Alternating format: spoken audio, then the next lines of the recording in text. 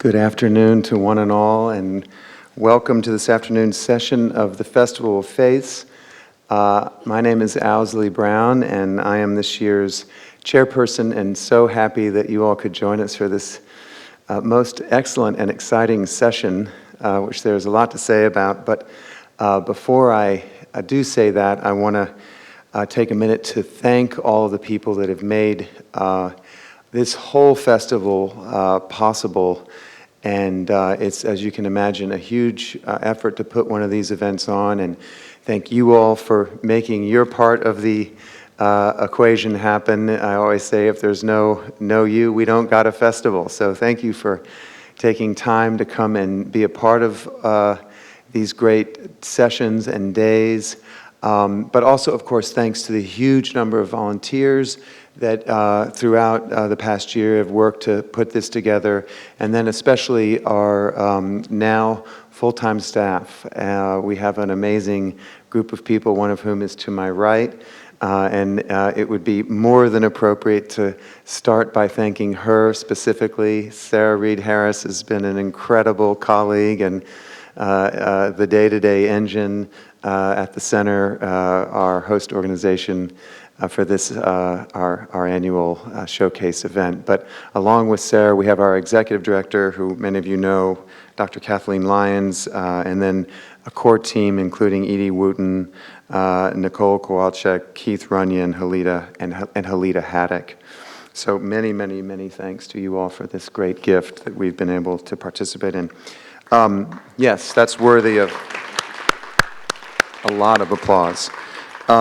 We also wouldn't be able to do any of this without the amazing financial support that we have from the community, and our longtime support really from the outset, starting 19 years ago with our first festival, has been Brown-Forman, who has just been amazing in their commitment and willingness to partner with us. And the same can be said for the Archdiocese of Louisville, and so a huge thanks to the Archdiocese.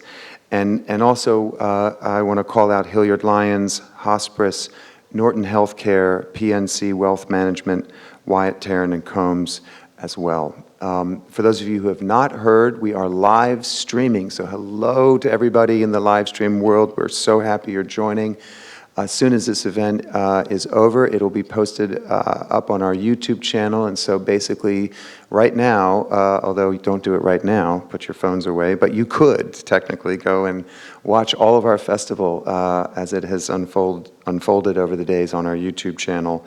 And it will be, they will all be up there for a long, long time to come. So feel free to spread the word to your friends by way of visiting that YouTube site. And also, we are this year doing our very best to relate to the landfill with not much. So we are a zero waste event by design, and there's a bit more that can be said about that, and we can share that for our time in the lobby after this afternoon's program. Tonight, just so you know, we have a great program starting at 7 p.m., which will be our last program. Tomorrow, although noted in the catalog, unfortunately has been canceled, but this evening is a 100% go, starting at 7 with Ed Bastian and Jonathan Bastian, our local NPR hero, and then they will be joined by their dear friends, Kabir Helminski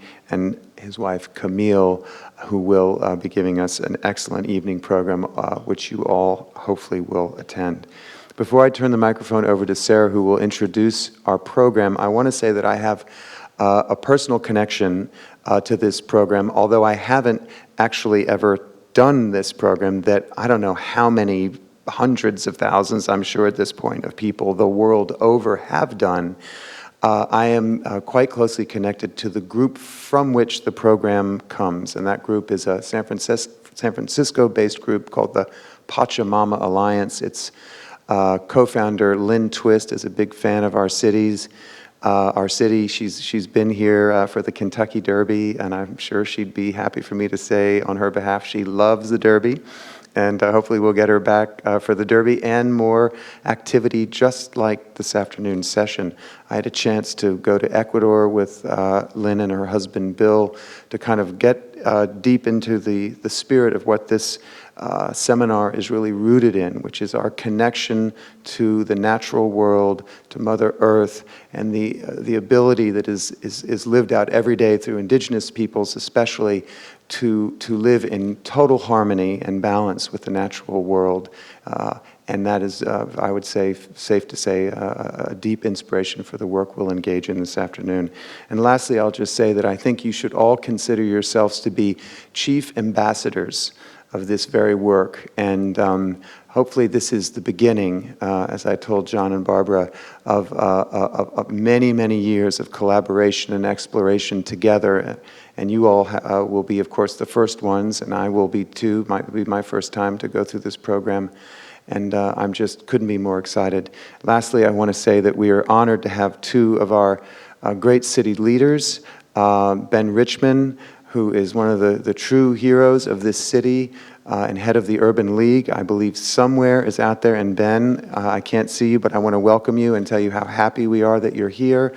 Also, our beloved mayor, Greg Fisher, is also here. And so just know that we're being joined by them, and our great thanks to both of you for being here this afternoon. So I give you now Sarah Reed Harris. Thank you, Owsley.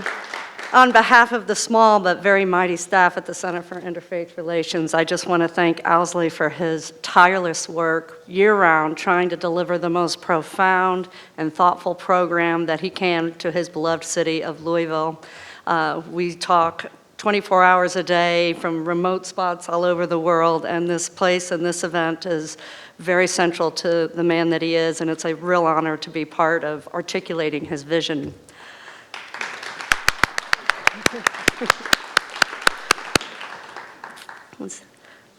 The Pachamama Alliance is a nonprofit organization with the mission of empowering indigenous people from the Amazon rainforest to preserve their lands and culture, and using the insights gained from this work, educating and inspiring individuals all over the world to bring forth a thriving, just, and sustainable world.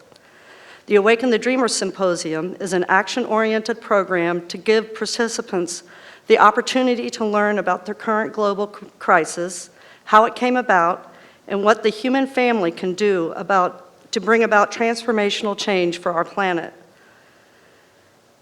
They do this through environmental sustainability, spiritually fulfilling lifestyles, and social justice for all living species. For more information about the Pachamama Alliance and its larger educational programs, up to us, visit www.pachamama.org. Jon Symes is the Education Director of the Pachamama Alliance and the author of the book, Your Planet Needs You. He has taken the Pachamama Alliance's transformational education programs to audiences and partners all around the world, including China, New Zealand, Ecuador, Ireland, and India. Symes also has a blog on Speaking Tree. Barbara Jefferson is Wake Up and Training Coordinator at Generation Waking Up, a youth affiliate of the Pachamama Alliance. Jefferson trains and supports young leaders in the field who are building community and taking action to bring forth a just and sustainable future. In the tradition of our Festival of Faith for the last 2 years, before our fabulous guests come up and start the program, we will begin with 3 minutes of silence. And when that concludes, our guests will come up and start the program.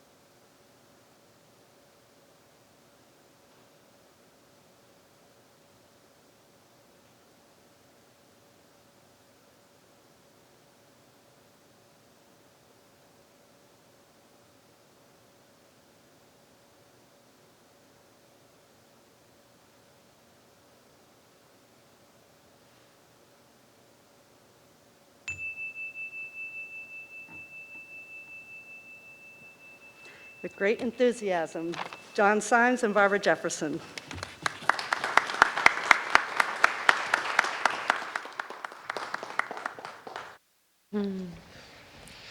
Thank you. Thank you, friends. I'm going to suggest, as we're a dispersed crowd, that we become a more cozy crowd. Would you be happy to bring yourselves into this center seating set? And come nearer the front if you would, please. We're going to invite you to interact with each other as we go through the afternoon. So please cozy up.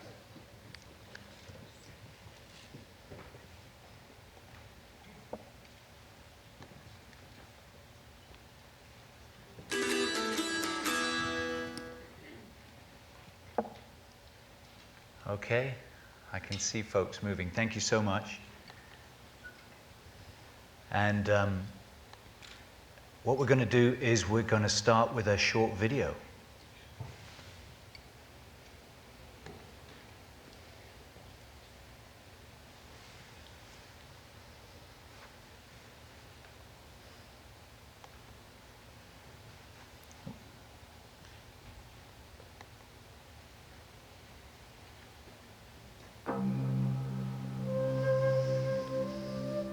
It's the third planet from the sun.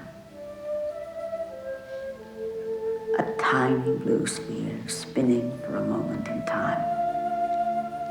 A remarkable place that was kind enough to yield just the right elements to sustain a phenomenon called life. Where each creature is as unique as this world we call home. And a day begins in much the same way for all. Maybe that's when it crosses your mind. In the warmth from a ray of sun, or the kindness of a stranger, it occurs to you how one life touches so many others. And you begin to see how all things are connected, like the blood that unites one family. And you come to realize that mankind did not weave the web of life. We're merely a strand in it. And whatever we do to the web, we do to ourselves on the third planet from the sun.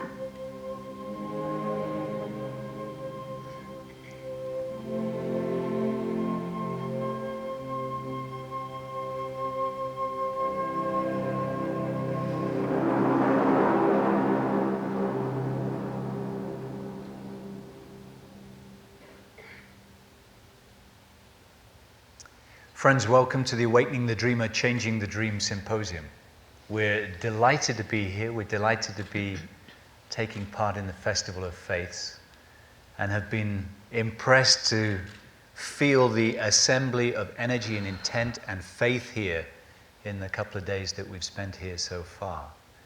Sacred Earth, Sacred Self seems to provide a perfect context for the inquiry that we're going to go through this afternoon. So I want to welcome you to the event. And perhaps we'll start by introducing ourselves.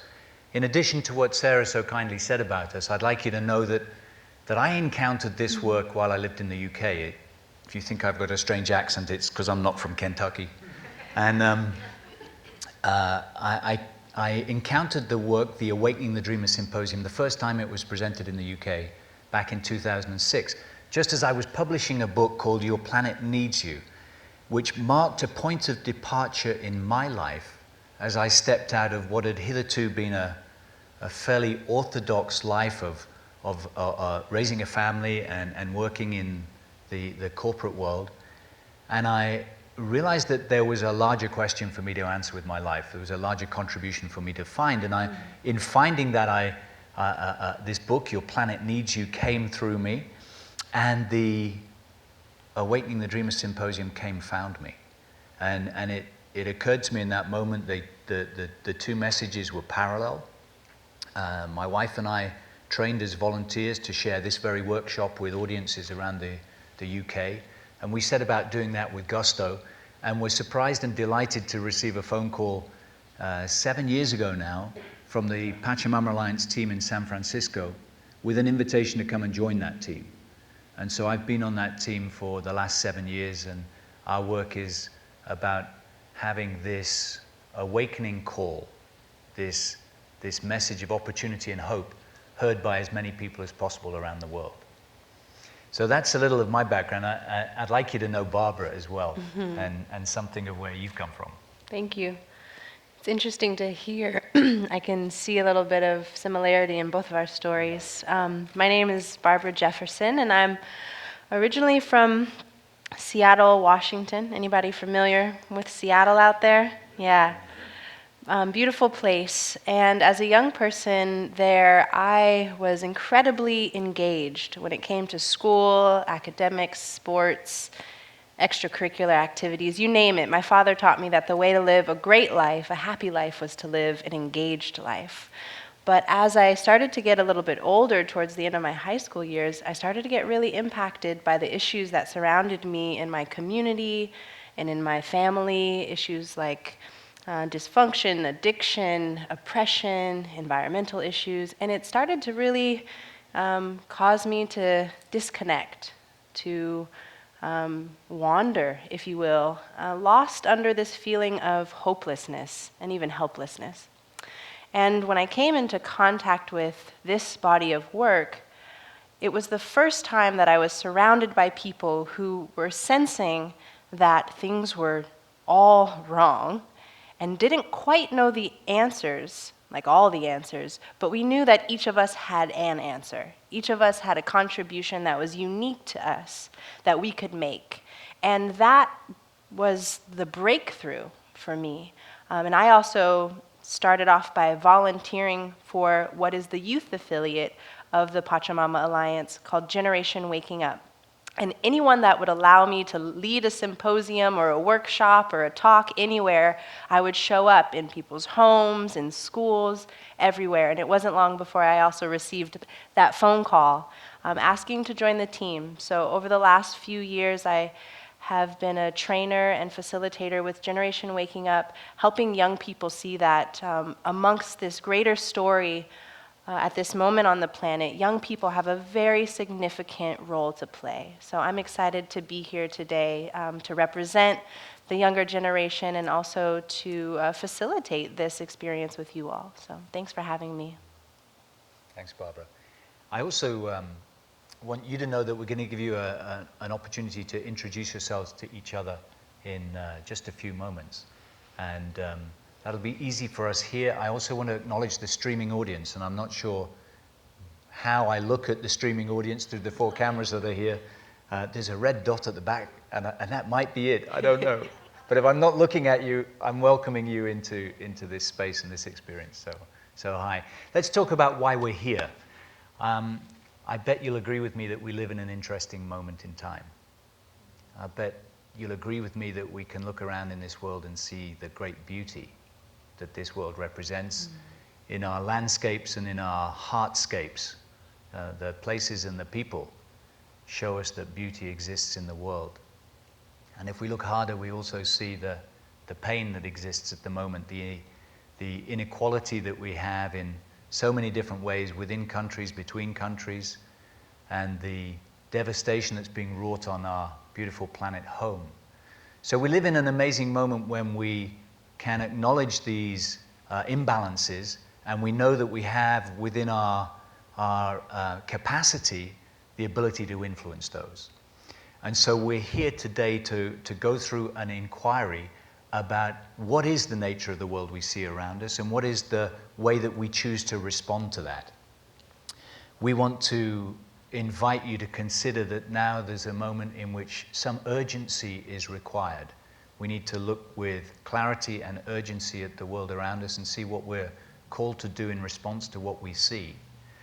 We want you to know that the vision of the Pachamama Alliance is the vision of a body of citizens arising into an informed, transformed way of being in which we are quite capable of seeing all of the possibilities that exist for us as a human family, in fact, for the family of all life here on earth, that we're quite capable of seeing that and contributing to a future in which that's honored. We see, and this might be a shout out to Mayor Fisher if you're here, we see a body of awakened citizens coming more and more into action that makes a difference and leads us towards the sustainable and just future that we all long for. And so we want you to know that our hope is that through this event and others, that body of citizens will arise in Louisville as it is in other places around the world, and will be part of a citizen uprising that will lead us towards the future we espouse. So that's really why we're here today. For some of you, this will be a new experience, and we hope you'll find it to be a revealing and transforming experience. For some of you, you'll know some of these questions that we're going to ask ourselves, and we hope you'll find new depth in the answers that you come up with as we go through the afternoon. A festival of faith is a great foundation for this inquiry, so I think we're all in exactly the right place. I want to let you know as well what Pachamama means. Does anybody know the word Pachamama? It's a word I can see some people do and some people don't. It's a word spoken in South America in the language of the Quechua language, which is spoken by many of the peoples that live in the Andes. And the word means Mother Earth. It has no direct translation into English, but it's really Mother Earth, and maybe even a larger concept than that. There's the concept of Mother Earth, our planet, in the context of all space and all time. It's interesting to encounter people who have language that doesn't translate into our own way of looking at the world. But we're happy to draw inspiration from Pachamama herself in all that we do. And we're going to actually borrow a practice from people who live in close connection with Pachamama right now. Thank you. So I would love to invite you all to take a moment, and we're just going to get a little present together.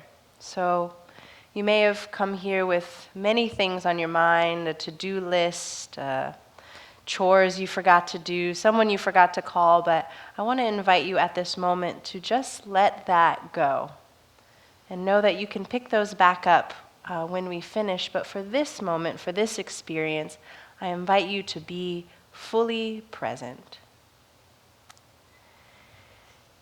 I also would like to acknowledge and humbly ask those that came before us on this land, before the settlers arrived, to join with us and support and guide our time together. Those being the Adena and Hopewell cultures, and the Shawnee and Cherokee peoples, and as well the spirit of Pachamama.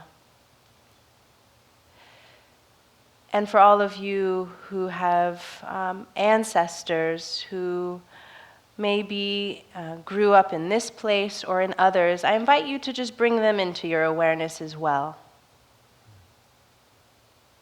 Because it was through their love, their survival, that we are all able to be here today. Beautiful. And with your eyes continuing to stay closed, just take a deep breath. And bring into your awareness all of those that may be yet to come. We do this work for all that have come before us, all that are present here today, and all that are yet to come, for the benefit of all children, all species, and all time. Let's take one more deep breath together.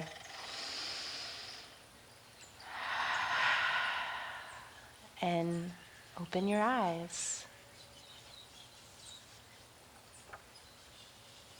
Beautiful. Well, I'd like to share with you a little bit about how the symposium came to be.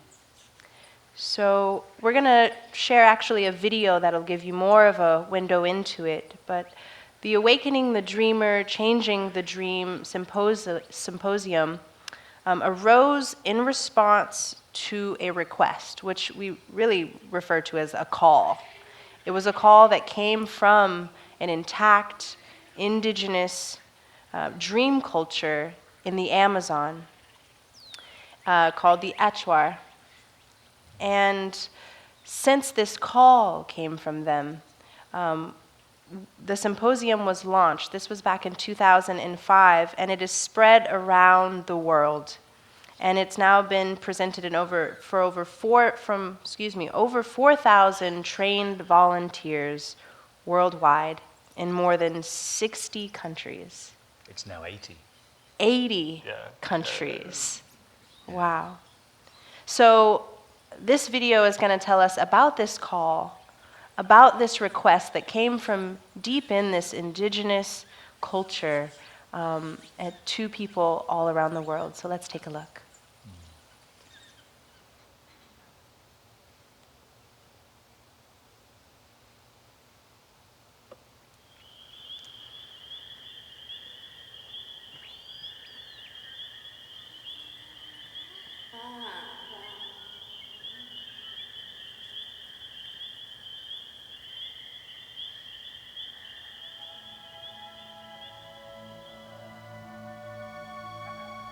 These are the Achuar people, one of our planet's most remote indigenous groups. The Achuar are an ancient dream culture still living in harmony with their ancestral land, nearly 2 million acres of pristine tropical rainforest in Ecuador and Peru. In the late 1980s, the Achuar elders and shamans began having dreams and visions that a grave threat was coming to their people. The Achuar soon realized what that threat was as they began to see what contact with the outside world and its thirst for oil was doing to the land and cultures of their indigenous neighbors. And so the Achuar made a bold move. They reached out to create a partnership with the very world that was threatening to destroy them. In 1995, a call issued forth from the heart of the natural world that was heard thousands of miles away by a small group of people in the modern world. In the summer of that year, in a remote village in the rainforest, these two worlds came together, and the Pachamama Alliance was born. From the very beginning, our indigenous partners told us that it was really, really great that we were working with them in the Amazon shoulder to shoulder. But that was only half the battle. They told us that if we really wanted to protect their lands permanently, we would need to go to work in our part of the world. And as they put it, we would need to change the dream of the North, the dream of the modern world. A dream rooted in consumption and acquisition, without any regard to the consequences to the natural world or even our own future.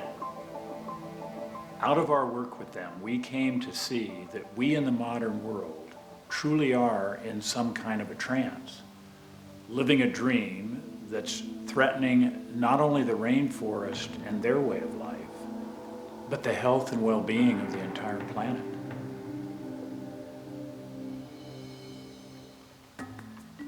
So in response to the request that came from its indigenous partners, the Pachamama Alliance created the Symposium, Awakening the Dreamer, Changing the Dream, now being offered by thousands of volunteers in dozens of countries around the world. The purpose of the symposium is an audacious one, bringing forth an environmentally sustainable, spiritually fulfilling, socially just human presence on this planet. The intention is that by the end, rather than seeing these as three separate issues, you see them as interrelated facets of one profoundly interconnected whole. And that you not only understand the scope and urgency of the planetary situation we face, but you also see that the possibility of our times is greater than the crisis.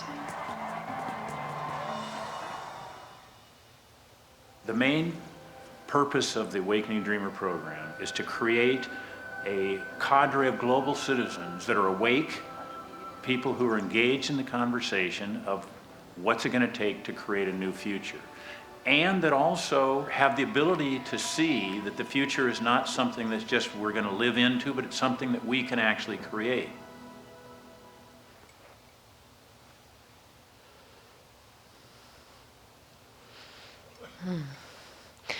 So that is a pretty bold purpose there, right? To bring forth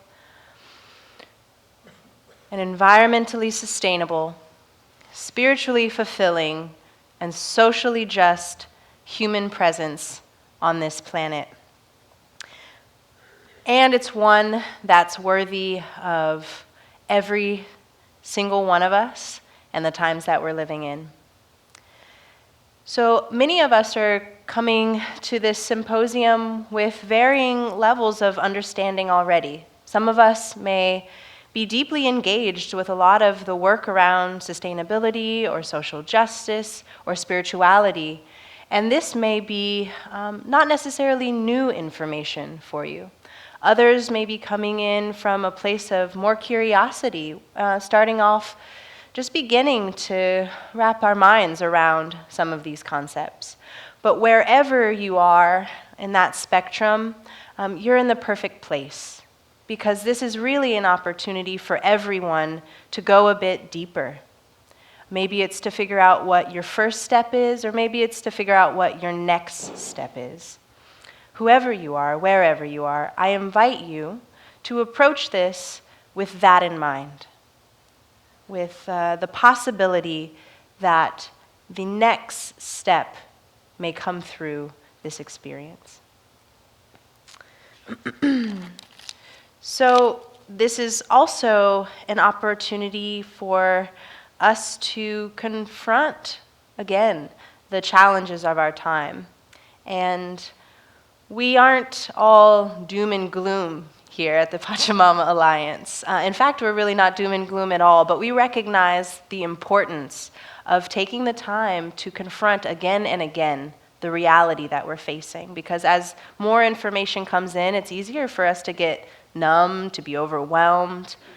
But our solutions are found in the issues and really taking the time to understand them. So I invite you to take this information in as if it's the first time, both with your intellect, but also with your heart. So, are you curious about how this is going to go down? Yeah? Wonderful. Well, I'm going to tell you. So the symposium is organized, it's a journey, really, that we're going to be on together. And this journey is led by inquiry, as all great journeys are. So together, we're going to inquire into these 4 questions. First, where are we? Given our commitment to bring forth a socially just, environmentally sustainable, and spiritually fulfilling world, we'll start by looking at where we are in relationship to those things at this moment in history. What's the current dream, if you will, of our modern world? And if we were to all go out with, say, cameras and take snapshots of what was happening around the planet, what would we see if we were to put that collage together? Next, how did we get here? What in the world happened that brought us to the place that we're in right now? And we'll offer some perspective on the root causes and potentially the deeper worldviews that our current crises are based off of. Third, what is possible now? So given all of that information, what's actually possible? If this reality that we're facing right now isn't the only way, if it's not just the way it is, if there is actually an alternative destiny for us, what is that? What does it look like? What is the world that we're wanting to bring forth? And then last, which is really the exciting part of this all for myself, where do we go from here? What are the actions that we can take, both as individuals and as a community, to bring forth a thriving, just, and sustainable world, and to move from that place of just awareness and vision and into a place of committed action? How does that sound? Sounds good? Wonderful. I think it lands quite well with what I heard Owsley saying yesterday. He was saying the iron is hot. Now it's time to do stuff So that fourth question might be where we get to look at doing stuff. So we'll end up there. Before that, we'll go through that sequence of questions we've shown you. But before that, let's have you know each other a little more than we do. So I'd like the house lights up if we can. And I'm going to invite you each to turn to a neighbor. And we've got some questions here that we're going to invite you to answer to each other. So my request would be you find one neighbor. If it's easy for that to be somebody who you don't already know, make that so, please. And then take a minute each to answer these 4 questions to each other. So for the first minute, one of you will answer the questions. The other person, please listen. And then I'll ring this beautiful bowl and we'll change over. So is that clear? Is everybody okay with that? And if you're not in a pair, if you're not in a pair, would you raise your hand and our ushers will help find you somebody to pair with. So please raise your hand high if you're not in a pair. Otherwise, please begin. I invite the person with the longest hair to introduce themselves first.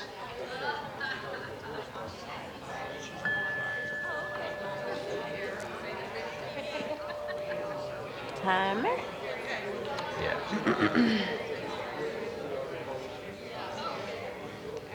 I assume that we're mic'd. That wasn't composed and articulate. You are this way. Thank you. I forgot to actually touch Logistics. I can't think if there's anything there. Levels of break coming. That's really important. So.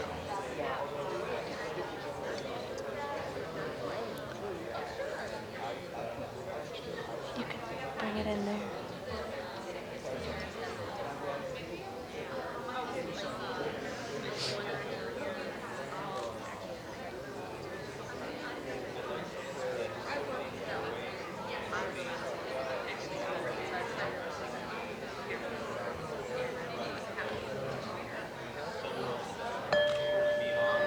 Friends, please switch. If you haven't already, switch and allow somebody, your partner, to answer the questions. If you're with us on streaming, please give some particular attention to these 3rd and 4th questions. What concerns you most about the world today and what gives you hope?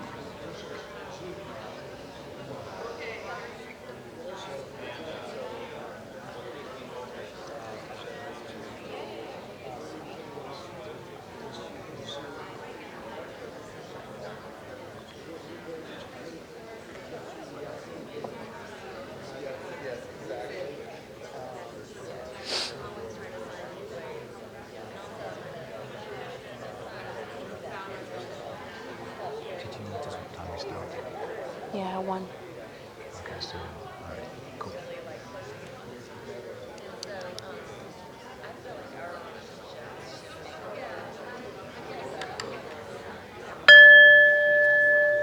Thank you, friends. Please thank your new friends and return to a seat.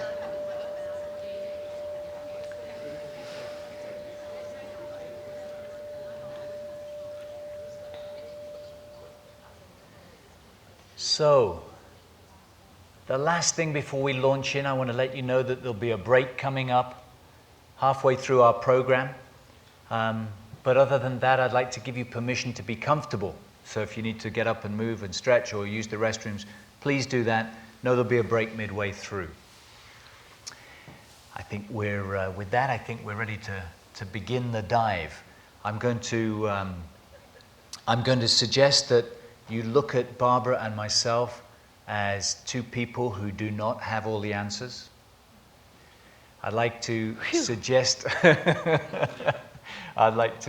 that we've got some interesting questions and that we're in this inquiry with you. And as we go through, I'm sure there'll be questions that arise for you.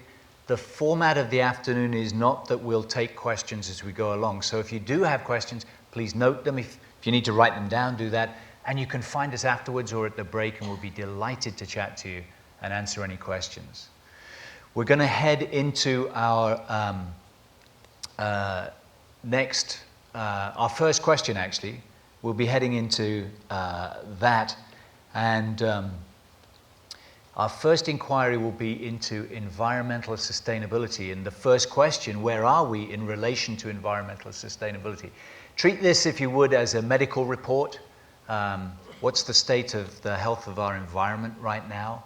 See this, please, as objective information that we've gathered from a variety of sources, all of which we're happy to share, should you want to know them, and which are a consensus of informed opinion. And know that as we go through this, we're inviting you to look at some information you might have seen before. Some of it might be new. Listen to it newly, please. And as an experiment, you might try listening with your heart and see what it is that is stirred in you as you look at the medical report on planet Earth. We also want to tell you that we won't leave you in the place this might take you, that this is just the first of the 4 questions of our inquiry. So please be with us as we look at where we are in the area of the environment.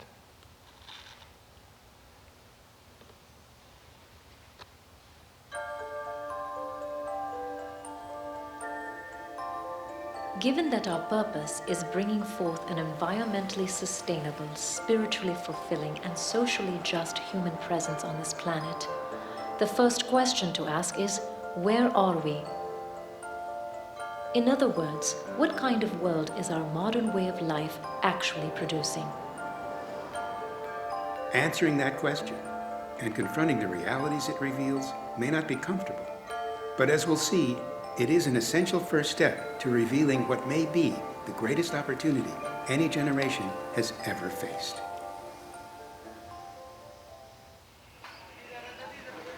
One place to begin is with the dramatic changes that have occurred in human population.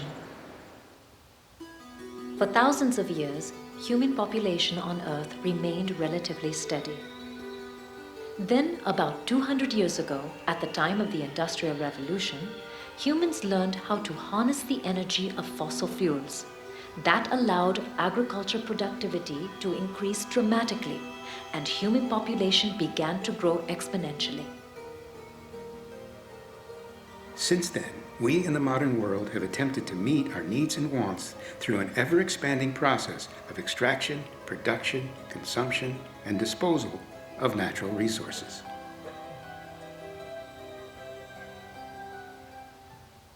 Gross domestic product, GDP, is supposed to be a measure of everything, puts a value on everything that's been produced in an economy within a year's time. But what that doesn't measure is the fact that in order to achieve that gross domestic product, there's also a lot of destruction of natural wealth. And one can in fact say that the greater the GDP of a country is, measured conventionally, the more natural wealth, either in that place or globally, has been destroyed. This current industrial model requires continuous economic growth. But is that growth sustainable? According to the United Nations, sustainability is the ability of the current generation to meet its needs without compromising the ability of future generations to meet theirs. In many ways, the mass consumption dream of the modern world has been a nightmare for the global environment. The Earth's forests are shrinking. Soils are eroding. Water tables are falling as a result of overpumping of aquifers. Fisheries are collapsing. Grasslands are turning into desert as a result of overgrazing.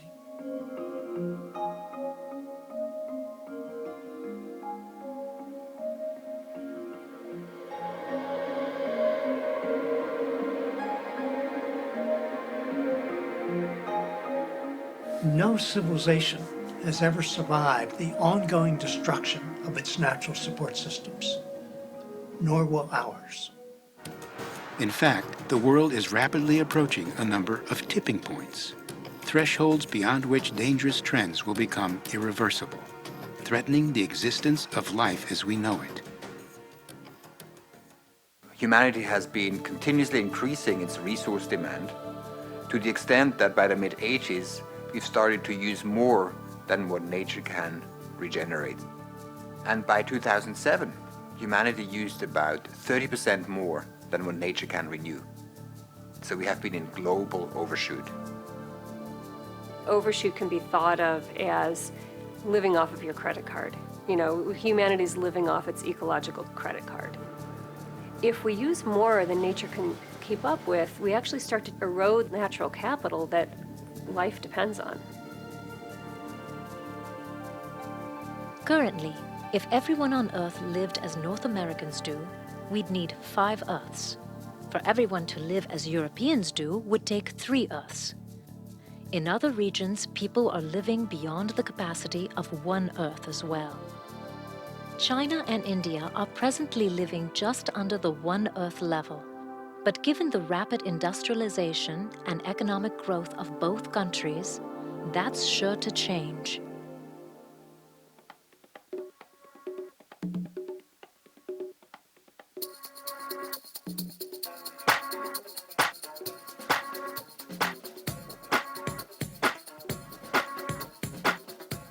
We are fast approaching a number of tipping points related to the increase of carbon dioxide in the Earth's atmosphere, caused primarily by the burning of fossil fuels. The scientists around the world have come together to tell us that climate change is actually happening at a much faster rate than they had first anticipated. The signs of this are the cataclysmic storms, the extremes in weather. The polar ice caps are melting, and it means that the entire ecosystem is in peril. Tipping point means that in the context of climate change, that after a certain temperature rise and certain other impacts on the global ecosystem, certain things change that cannot be moved back.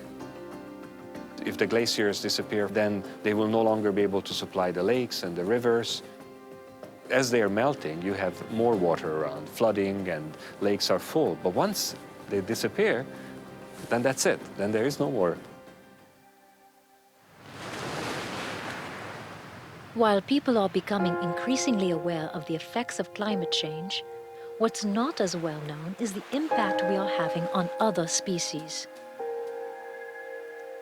We are in the midst of a mass extinction, but the news has not reached the general public. They are utterly unaware that the sacred and talismanic and heartbreakingly loved companions of ours on this earth are about to disappear forever. They will not return.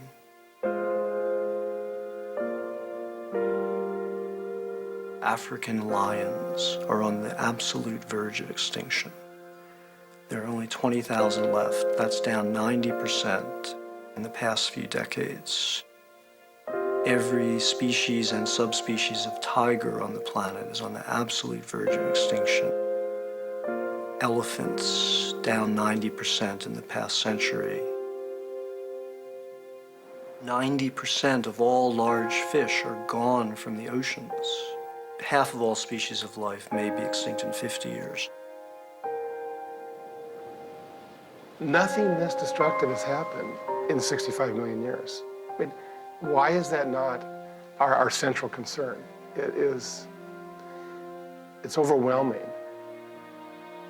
No one imagined it could happen. So suddenly, we're confronted with this fact, and we don't really know how to respond to it. I think that's beyond most of us, because we haven't deepened our hearts in a way that would make possible the grief that is wanting to be felt.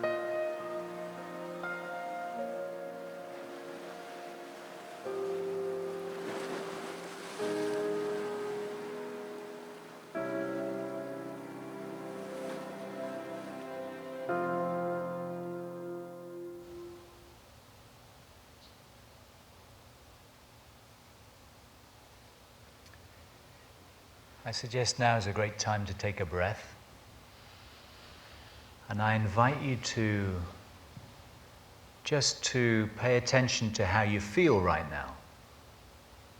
And that's different from what you're thinking or what your mind might want to tell you, but just pay attention to how you feel in response to seeing and hearing that information.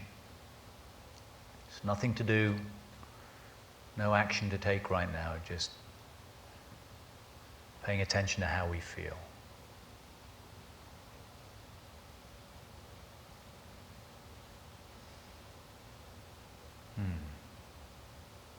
And then maybe take another breath.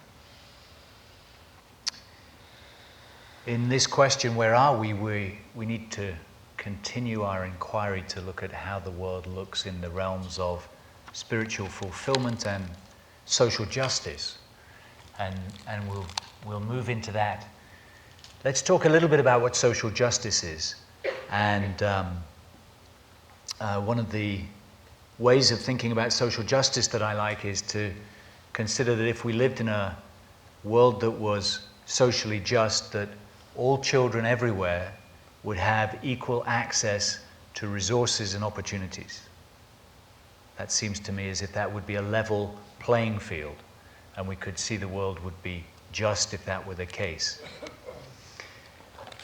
As we as an organization have delved into this topic of social justice and the desire for justice that many of us feel so fully in our hearts, we've come to see that there is actually something standing between us now and a world that we might say is socially just.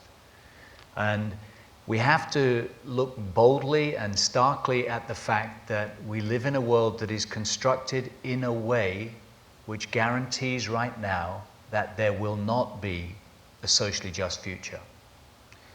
We need to accept that we live in a world in which there are systems created and structures of power that organize our lives, which have as their intended outcome a skewed distribution of opportunity and resources. We have to know that we live in a world which is set up to advantage people who actually look a lot like me. White skin, born in what we call the first world, and with access to wealth, access to education. It helps that I'm male, to be advantaged by a system that accords privilege to me and people like me at the expense of other people. So we recognize that we live in, we might say, a rigged game. We don't have a level playing field. In fact, the playing field is skewed.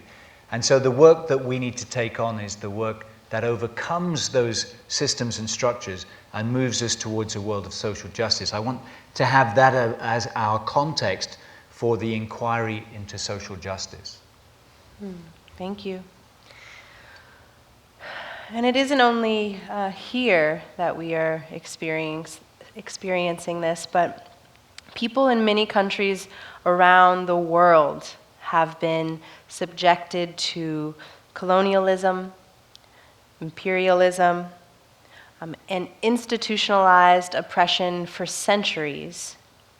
And the crippling effects of discrimination based on their identities, based on their basic social identities, things such as their race or their religion or class or their gender. And this continues all around the world to create a profoundly negative impact on all of humanity. So we need to realize that if we don't understand these living legacies of injustice, of these centuries of colonialism and imperialism, of religious persecution and genocide, and how discrimination is still embedded in practically every institution of our society, and resulting in oppression, it's not really possible for us to understand where we are right now if we're not willing to look at those things. And it becomes even more impossible then to figure out how we got here. So when we become aware of how badly this game is rigged, as Jon said, we can see these untold and undeserved advantages, educational, social, political, financial, that they've been accumulated over so many centuries by dominant social groups in our cultures. And that it isn't tolerable anymore. If we're here as people committed to justice, sustainability, and thriving, we have to closely examine this. And I wanted to share my own personal story of kind of why this matters so much to me. Because for me, it's still so alive in my experiences day to day. There isn't a day that goes by that I'm not keenly aware of oppression and injustice as a reality for so many people, including myself. And as a young person, I shared earlier, as a young person, I was so engaged in school. And in my city in Seattle, there was an accelerated progress program that was for all of the brightest students in the city. So rightly, I applied, right? And there was a big test I had to take, and I got my results back. Guess what? I tested better than 97% of the people in all of the city who had taken this test. But I wasn't accepted. And after months of my mother inquiring with the school district and the program, we finally found out that it was actually because I was black. That simply because of the color of my skin, I was not invited to be in this program. And my mother's a fighter, so we didn't take that as an answer. And eventually I was allowed into the program, but once I was there, I was one of less than a handful of people of color in a program for hundreds of students.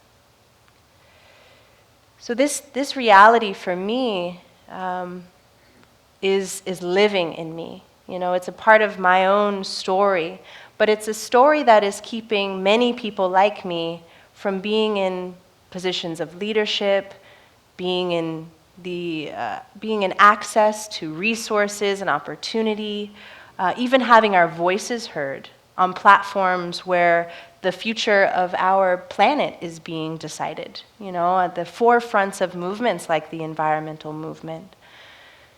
So it's important that we all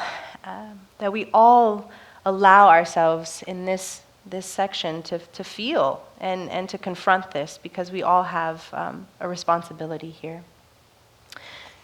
Can I say as well? Sometimes there's a legacy that this feels like a conversation that we'd rather not have. And if that's the experience that you're having in this very moment, please bear with us, because this has become a conversation we need to have as we look at the world around us. And we'll share a video in a moment that will go deeper into this. Is there anything else you wanted to say before we set the video up? Yeah, a couple things. I think some of the biggest areas that we can look at that I think we can all kind of relate to in some way are definitely around our economy and around race and culture. So class and race are, I think in America, two of the biggest issues as we see a widening gap of inequality, and as even after civil rights movement, we continue to see lots of marginalization and disadvantage when it comes to race. So in terms of economics, this disparity between the rich and poor, as I said, is really widening. But we've had this idea that potentially as the rich get richer, everyone will come along. But we are seeing that that's not actually the case. And within our system of capitalism, we aren't all set up to win. And so in our video, we'll be able to look closer at that and at how that is impacting people around the world. And we also will get an opportunity to acknowledge our U.S. history of racial injustice. So a commitment to social justice requires a recognition of the fact that no matter, how painful it is for us to admit this, that this country began with, was built on, and continues in some ways to sustain based on the elimination of huge populations of Native Americans and based on the system of slavery that built much of this country and its wealth. And so those legacies are still with us. Those legacies are still in our education system, are still in the foundations and in the structures and in the policies and in the practices that we all engage in. So this is an opportunity for us to take this all in. To take this all in and to really allow ourselves to get real, I would say. At least that's how I've been referring to it lately. Just getting really real about where we're at. And it's not easy, necessarily, but it doesn't have to be hard. So I invite you to just open, if you will, relax, and again, take this video in as if it's the first time, and allow your heart to really lead you through it. I think that's all I wanted to say. That's great, thank you. Yeah. Thank you.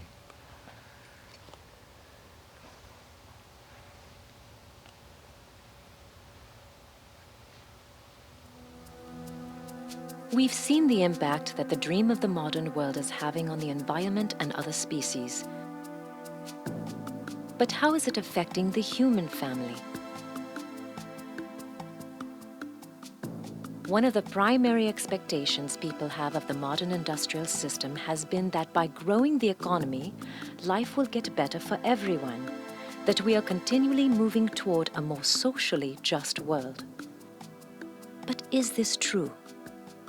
When I was growing up, I always thought that, of course, the world will become more equal, there'll be more people educated, people will get jobs, and we'll all be better off, we'll all be more prosperous. However, what has happened in the last 20 years or so is the world has become more unequal. This idea that the poor will be kind of helped to come along, even though the rich get richer, this hasn't actually worked out to be true. We all know that a great disparity currently exists between rich and poor. One way to understand this disparity is to think of the Earth as a community of 100 people.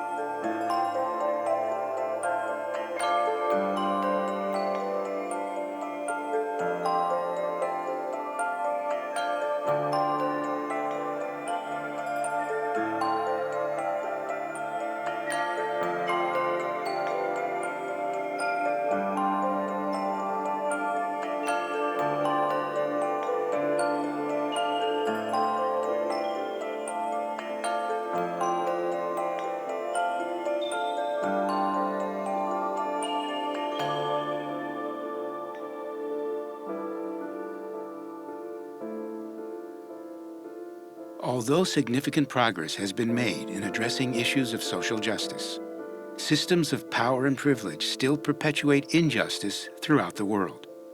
Much of humanity continues to suffer from the legacy of centuries of colonialism, imperialism, and racism. A socially just world is a world in which if you had to draw a lot and it would put you anywhere in that society, you would feel perfectly confident. You wouldn't be worried because you knew whatever lot you drew would be a good lot. It doesn't mean everything's equal. It just means that every single person in that society has a decent shot at living the fullest life that they can. But if you close your eyes and you think to yourself, There's no more racism. All this racism stuff, that's in the past. Close your eyes, think to yourself, would you want to be black? Would you trade places? Well, if you wouldn't trade places, then there's work to be done. People around the world are starting to realize that climate disruption, pollution, and other environmental problems will soon have an impact on the way they live. But for millions of others, it already has.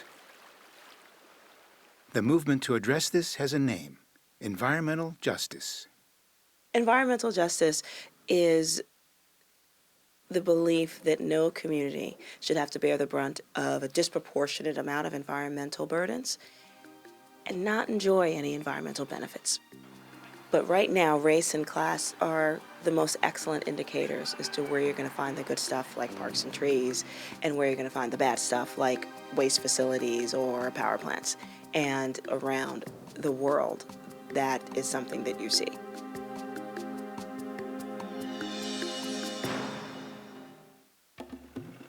In many parts of the world, especially once colonized countries, where local people still have no control over their natural resources, the industrial world's demand for oil, minerals, and timber is having devastating effects on the land, air, water, and people. An example is the Niger Delta of Nigeria, where hundreds of millions of dollars of oil have been extracted and exported, yet most of the people live in poverty on less than $1 a day. And because of the oil activities in this place, a lot of people who go to fishing can't even catch fish. The aquatic life is destroyed. See, the cassava, they don't rot to finish. The oil now is spoil and like this. So. All our food, all our fish die, finish. The community asked us to go and do the cleanup. I was 5 months pregnant. I miscarried. We are 9 women who miscarried. Oil should be a blessing, not curse to our land. But I think it's a curse to our land now. We are dying here. What we do not understand is that we humans are only part of this ecosystem. And when we kill part of this system, we are killing ourselves.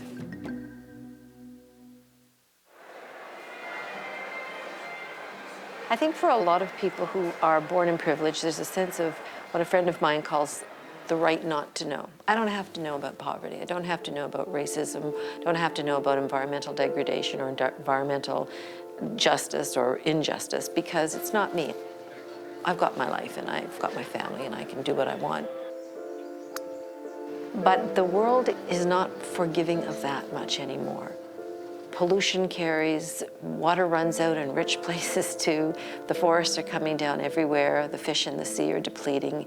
It's hurting us all. Yes, it's hurting the poor first, but it's very, very difficult to go through life anymore and not see it and not feel it at some level personally.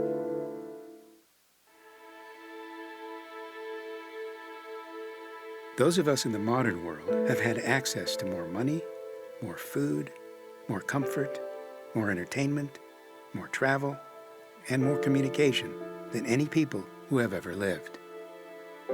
But has all this made us happier? The idea that material gain leads to personal fulfillment has been demonstrated not to be the case.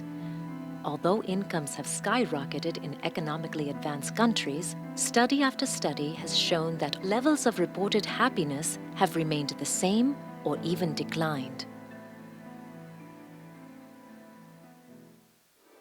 There is a great loneliness of spirit today. We're trying to cope in the face of what seems to be overwhelming evidence that who we are doesn't matter. Meanwhile, we're yearning for connection with each other, with ourselves, with the powers of nature, the possibilities of being alive. When that tension arises, we feel pain. And then we cover that over with anything that we can use to disconnect and to go away. The reason that people are into this mass consumption nightmare dream is because people are lonely and people are hurt and people really believe that more income, more stuff, more consumption, more things, the relationship with things will fix the hunger in the human heart. And it will never work. This is not the best of all possible worlds, even though it appears that way on TV and advertisements.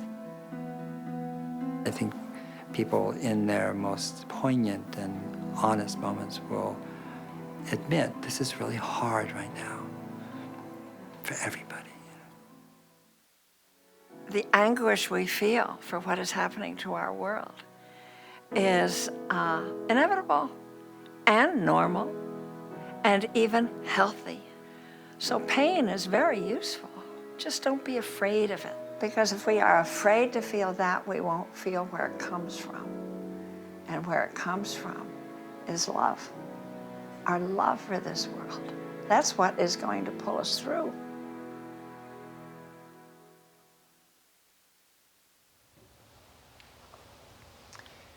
I often reflect on the fact that there is a cost to all of us of the inequities that we've just seen. Some people feel it in ways that we can identify with very vividly. Those of us that perhaps are what we might say is overprivileged pay a price as well, despite the apparent benefits of that privilege. The price that we're paying is something to do, as I think about it, for me, it's something to do with the loss of the fullest expression of my own humanity. And I want to point to that, I want to acknowledge that, and I want to link it as well to our examination of spiritual fulfillment. And we might say spiritual fulfillment, we could say we have spiritual fulfillment when we're living a life that we recognize that has meaning, or a life that has purpose. I sometimes think also of spiritual fulfillment as a place in which I experience a peace in my heart. And of course we begin to see how these issues are overlapped and how they're interlinked. How can we have peace in our heart when we see the imbalance around us in the world? How can I be peaceful when I know that the privilege I enjoy is unearned and is at the expense of somebody else? So these are interwoven issues that we're examining together today. We've looked squarely at them, and what we'd like to do now is just have a moment to reflect and examine what's come up for us as we've looked into these questions. So I'd like to invite us all, those in the room and those watching from afar, to just go ahead and close or lower your eyes.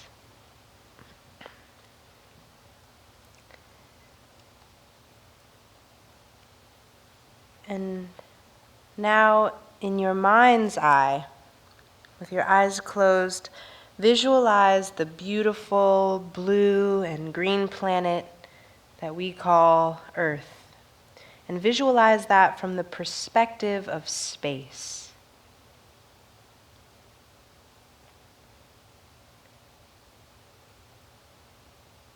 And see Earth in all of its beauty and majesty, so full of life. This is the place that has given you existence as a human being, that has contained all of your experiences, your love, grief, passions, your joys and your losses, and the love and life of every other human being and creature that has ever lived.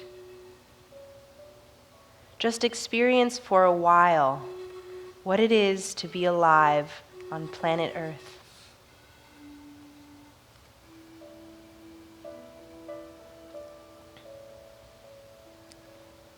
Continuing with your eyes closed, knowing what you know now about what is happening on and to the earth, what is happening to and among the people who live here? How do you feel as you look at this beautiful home of ours? If you can visualize the things that you care most about, the natural world, the people in need or suffering from injustice, and the animals that you love. What do you feel as you contemplate what might be their future?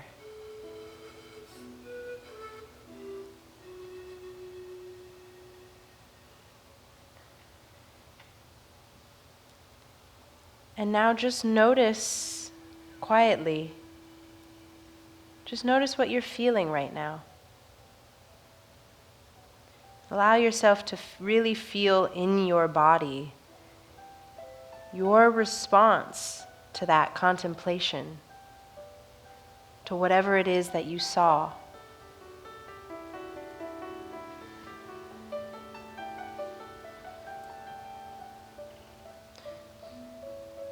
Notice any sensations that you have in your body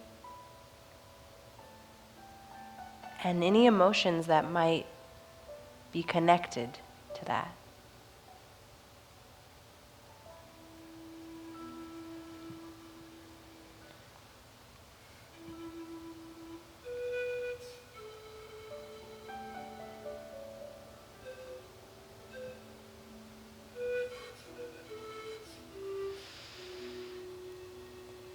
And when you're ready, please take a deep breath and open your eyes.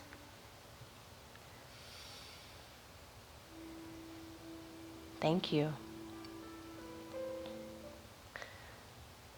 Before we move on to the next section, we want to offer you a chance to connect with someone else and share your responses to what you have witnessed, whether it was in the videos or in your own visualization. So in a moment, I'm going to ask that you find a partner, but first I'm going to tell you a little bit more about what will happen. So find a partner, and each of you is going to have about 1.5 minutes to 2 minutes each to just share about those responses, whatever it was that you were feeling. And that may be some feelings of despair or sadness, maybe feelings of anger and frustration, possibly confusion, or even nothing. Maybe what you felt was numbness. Whatever it is fine. There's no right or wrong way to feel. The invitation is just for you to share about that. So everyone now, go ahead. We'll bring these lights up again.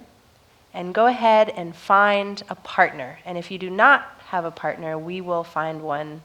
We'll help you find one. Yeah. Ushers, if you could help people make sure they have a partner, that would be wonderful. Thank you. And once you get with your partner, just wait a second, and I'll ring the bell to let you know when to begin.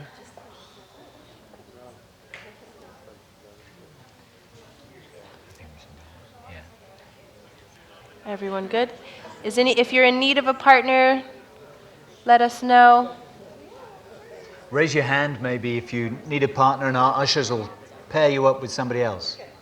We're looking good. Looks like we're ready to go. Okay, so the person who has the larger foot, you will begin.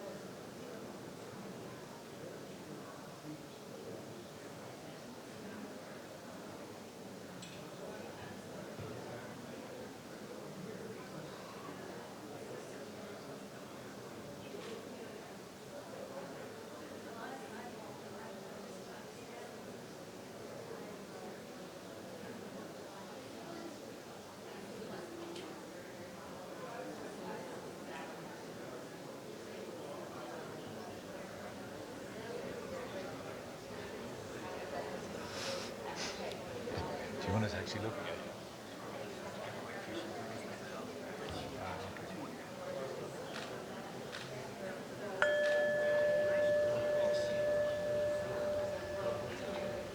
So go ahead and bring your share to a close, the first person who was just sharing.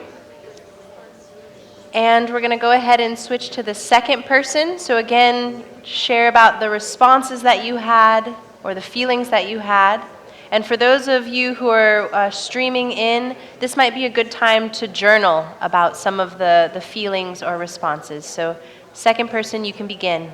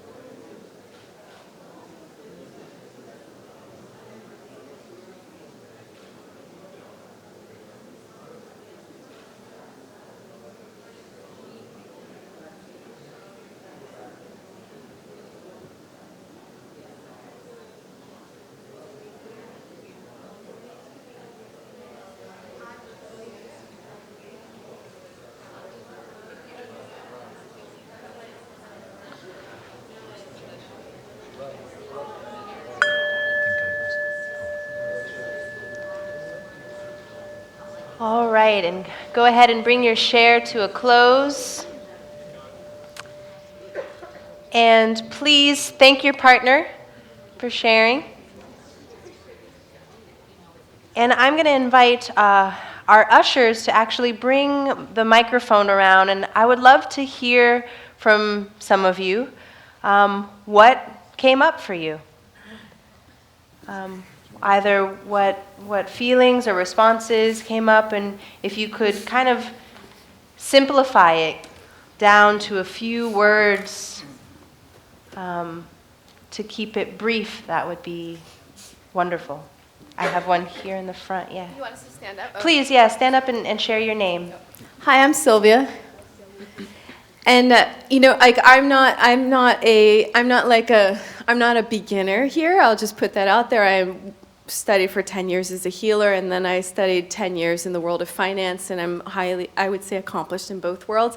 And for me, when I saw it, because I understand it as a healer, but I also understand it from the perspective of someone who knows how money is working in the world, I feel like you brought it together so perfectly. I dropped in so deeply, where standing here where we are with this knowledge, with the spiritual awakening, and with the understanding of how the world of power works, we are here to do something about it. And I feel that power. And we were just speaking that this is a really, really good community for us to have this kind of awakening in, and to bring this forward. So thank you. I just was surprised how deep we went so fast. Beautiful. So what I heard in that, and you can hand him the mic, what I really heard you say there was that you felt it click together, and as a result of that, you felt the power. Yeah, absolutely. Would someone else like to share? I see a hand in the back there.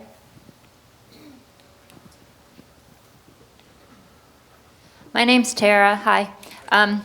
I feel bewildered. It helps to just think every like the Nibby walkers are doing along the Ohio River right now. Every step is a prayer. Every drop can help or hurt. And it's great to have this all like dropping into our consciousness. Thank you. Even more. And my partner is Rosemary. My name is Rosemary, and what I felt was angry and desperate because I have no idea how to fix it. But if I could go tomorrow and save those tigers and those lions, show me where to go. Absolutely. Go ahead. Hello, I'm Russell Halsey, and this is my wife, Shelley Von Halsey. And we share a life together as both as seekers, first and foremost, and our vocation is in the visual arts. And I think being visual artists, being highly visual and imaginative, we both, in accordance with your direction into the meditation, started off visualizing from space the blue-green globe, the sphere of our Mother Earth, and then very soon I was almost magnetically drawn into it. Not almost, literally, magnetically drawn back into it.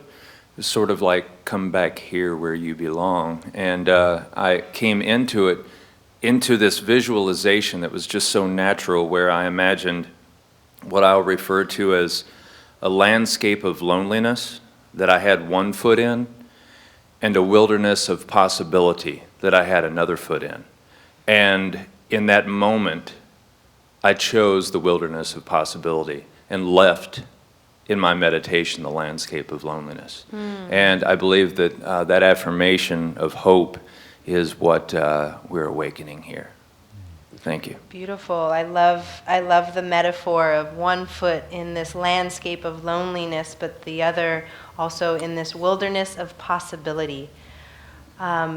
Yeah, that it would be a good segue into our next section, except I want to hear from a couple more people before we wrap up this section. Yes, please.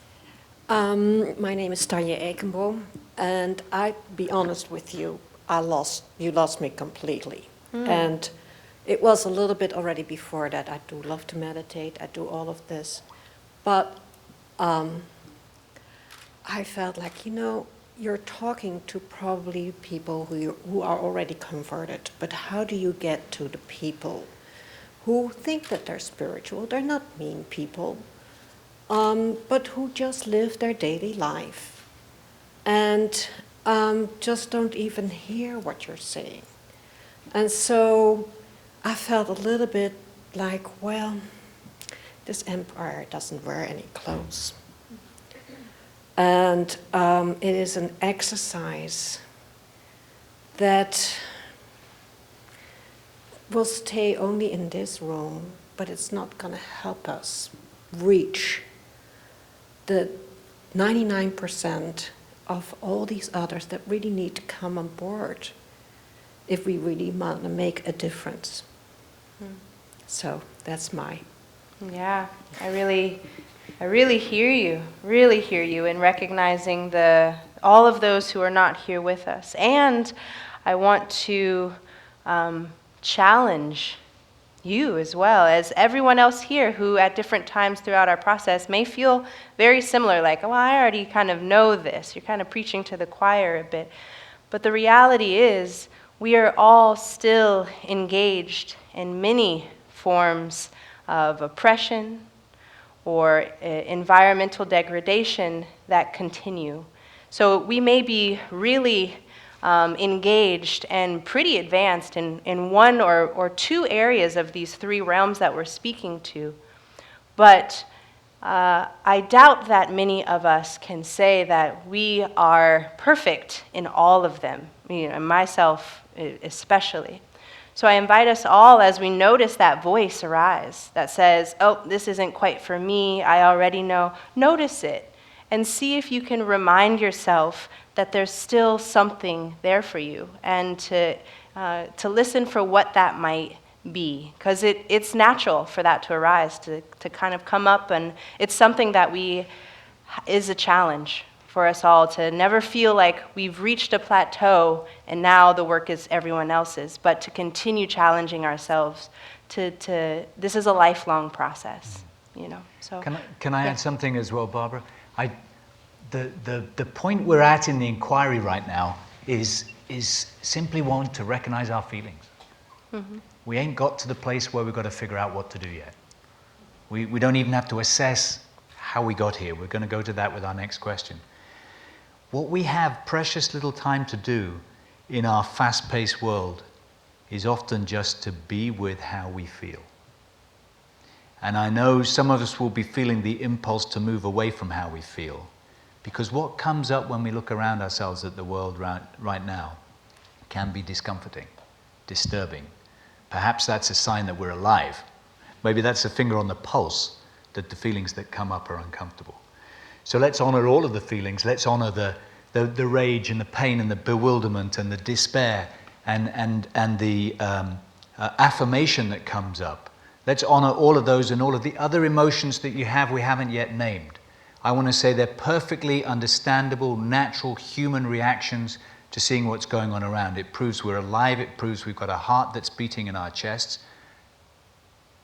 Thanks be for that. Mm-hmm. I actually have a song that I want to Do you? share that, Wow. yeah, that brought up. Okay, wonderful. And I'm going to invite, potentially, you all to sing it with me.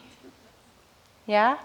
So a friend, his name is Adam Rosendahl, he shared with me, you know, everyone is a singer. It only takes 2 things to sing. 1, open your mouth.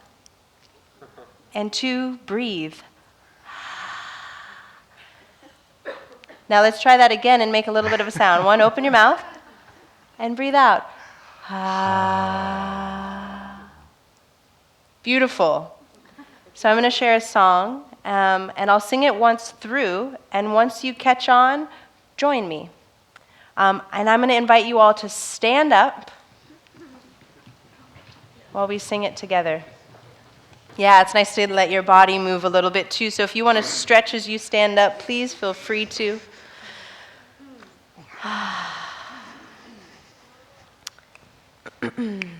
Goes like this. I'm gonna let life move me. I'm gonna let life stir me deep. I'm gonna let life wake me from an ancient sleep. I'm gonna laugh all my laughter. I'm gonna cry all my tears. I'm gonna love the rain as deeply as the sun when it clears. Okay, join in with me now. I'm gonna let life move me. I'm gonna let life stir me deep. I'm gonna let life wake me from an ancient sleep. I'm gonna laugh all my laughter. I'm gonna cry all my tears. I'm gonna love the rain as deeply as the sun when it clears. All right, a little louder, one last time. I'm gonna let life move me, and you can move to it. I'm gonna let life stir me deep. I'm gonna let life wake me from an ancient sleep. I'm gonna laugh all my laughter. I'm gonna cry all my tears. I'm gonna love the rain as deeply as the sun when it clears. I'm gonna love the rain as deeply as the sun when it clears. Y'all are beautiful. Wonderful. Yeah. Okay, well, thank you. That's the first question of our 4. I've got a little amusing perspective on that on one of the next slides. So take a seat, please. This is our summary.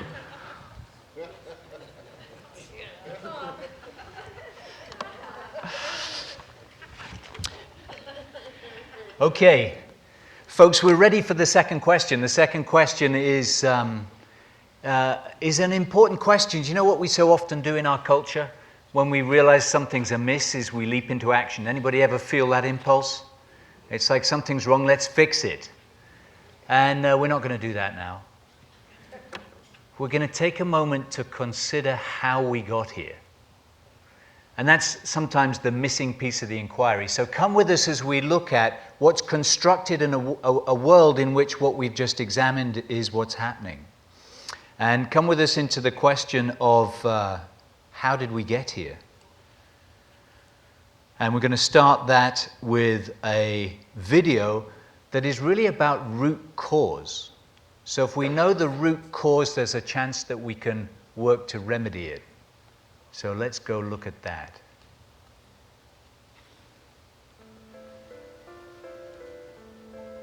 Now that we've looked squarely at where we are, a good question to ask might be, how did an intelligent, well-meaning species, who for the most part only wanted to make the world better and more secure for their children, end up in such a condition? What could possibly explain how we got into our current predicament? How did we get here? Someone who looked deeply at this question was Thomas Berry, a cultural historian and cosmologist who spent much of his life examining the relationship between humans and the community of life on Earth. The great work of our times, I would say, is moving the human community from its present situation as a destructive presence on the planet to a benign or mutually enhancing presence. It's that simple. Thomas Berry says that the primary problem with Western civilization is that it creates and perpetuates a radical separation between the human world and the natural world. That we've given all the rights to the human and no rights to the natural world.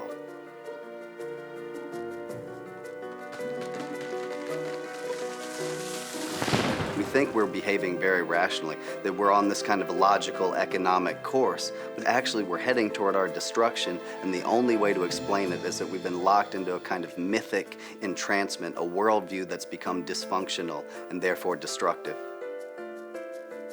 According to Thomas Berry, our industrial age could be characterized as a period of technological entrancement, in which our obsession with progress has us marching toward an ill-defined magical paradise somewhere in the future. A future in which we have mastered the earth and everything on it without any limits. And so, it could be said that we in the modern world are living in a kind of trance. Indigenous people would call this trance the dream of the modern world. This dream could also be called our current worldview. A way of seeing the world we're not even aware that we have. A worldview is held in place by a set of beliefs and unexamined assumptions that we're completely unaware of. Like glasses we've worn so long, we don't even know we're looking through them anymore. People's actions correlate with their worldview. We take actions consistent with how we see the world. And often, those actions produce outcomes we didn't predict or intend. So when our actions produce outcomes we're not intending, it's important to identify the unconscious, unexamined assumptions that generated those actions in the first place. All the crises we're facing today can be seen as the unintended result of the unexamined assumptions that permeate the modern industrial society and our own thinking. So let's look at some of these unexamined assumptions. One way to characterize the cosmology that really is at work in our culture is this, that the natural world, the earth, is there for us to satisfy our needs and desires, whatever they might be. So we want to make things, we use the earth, we make things. Or we think of it as something like a lumber yard. In fact, we use the word resource. So the earth is filled with resources that are there for us to use as we see fit. Now, that orientation actually is not that bad so long as humans are not that powerful. But suddenly, when we become so massively present, that orientation turns out to be completely pathological. In modern society, many of us believe that our job as smart shoppers is to get the highest level of comfort and convenience at the lowest possible price. We assume that when we buy something, the price we pay reflects the full cost of making it. According to Annie Leonard in The Story of Stuff, maybe not. I was walking to work and I wanted to listen to the news. I found this cute little green radio for $4.99. I was standing there in line to buy this thing and I was thinking, how could $4.99 possibly capture the cost of making this radio and getting it into my hands? The metal was probably mined in South Africa. The petroleum was probably drilled in Iraq. The plastics were probably produced in China. And maybe the whole thing was assembled in Mexico. $4.99 wouldn't even pay the rent for the shelf space it occupied until I came along, let alone part of the staff guy's salary who helped me pick it out, or the multiple ocean cruises and truck rides pieces of this radio went on. That's how I realized I didn't pay for the radio. So who did pay? Well, these people paid with the loss of their natural resource space. These people paid with the loss of their clean air, with increasing asthma and cancer rates. All along this system, people pitched in so I could get this radio for $4.99. Many people assume that we can create a healthy society by concentrating solely on our success as individuals. We are not just individuals. We are part of a society, a worldwide society.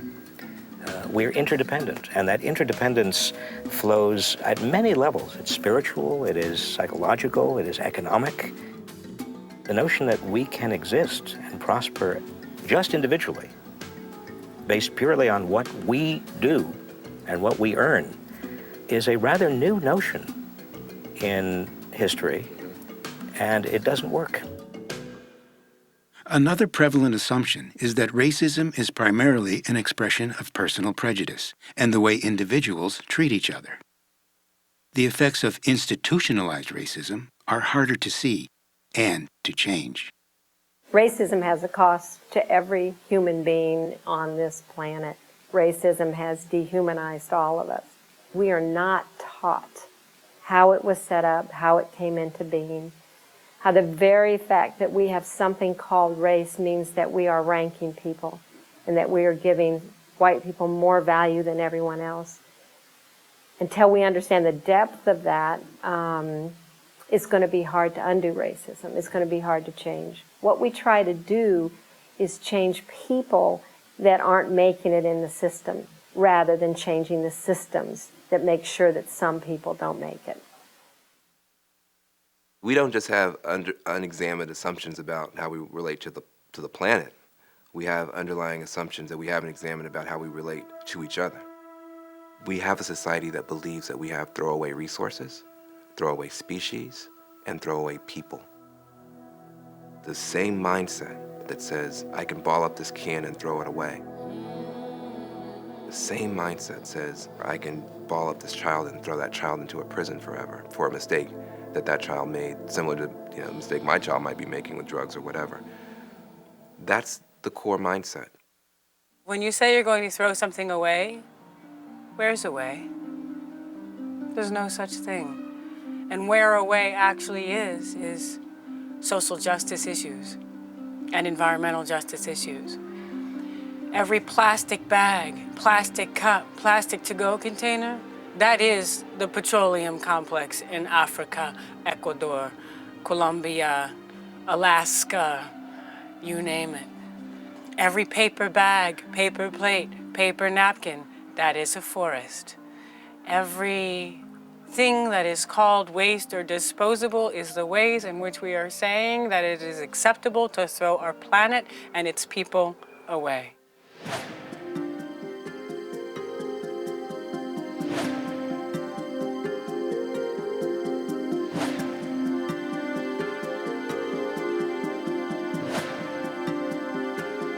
disposables are one of the huge magnifiers of how we've lost our connection to the sacred. Just take it for granted that we're going to go to the coffee shop and get coffee that came from an exploited community somewhere where a forest was destroyed for a monoculture, put it in a paper cup that used to be a forest, put a plastic lid on top of it that used to be an indigenous community somewhere in a beautiful area, drink it, and then throw it away where it goes back and pollutes a nature community or a human community at the end. I am so fiercely passionate about it because I know in my heart that as long as we are trashing the planet and trashing each other, a healthy and holistic and healed world is not possible. We cannot have peace on the earth unless we also have peace with the earth. The dream of the modern world is constructed almost entirely out of assumptions that have simply been accepted for generations. Questioning these assumptions is a powerful way to begin to awaken from our collective trance.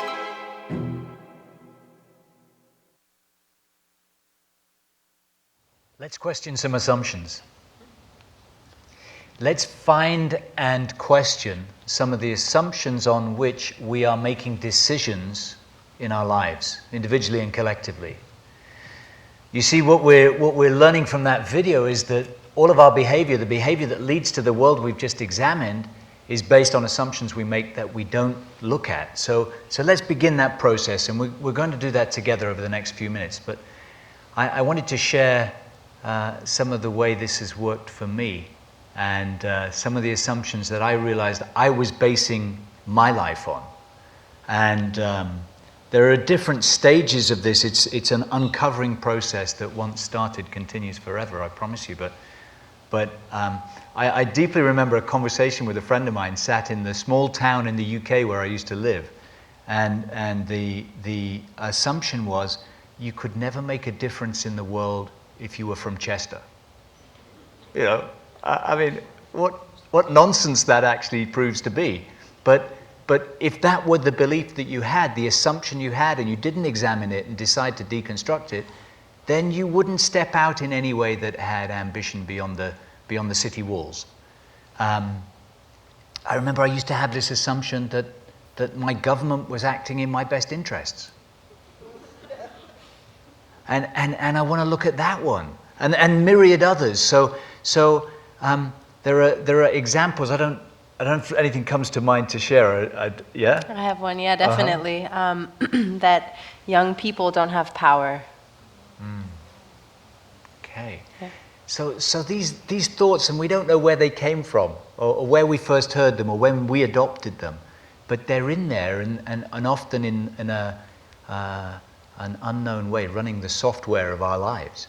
So how about we look for some assumptions, maybe assumptions that were previously unexamined right now. And again, I'd like the house lights up, please, because this is work that we can do together.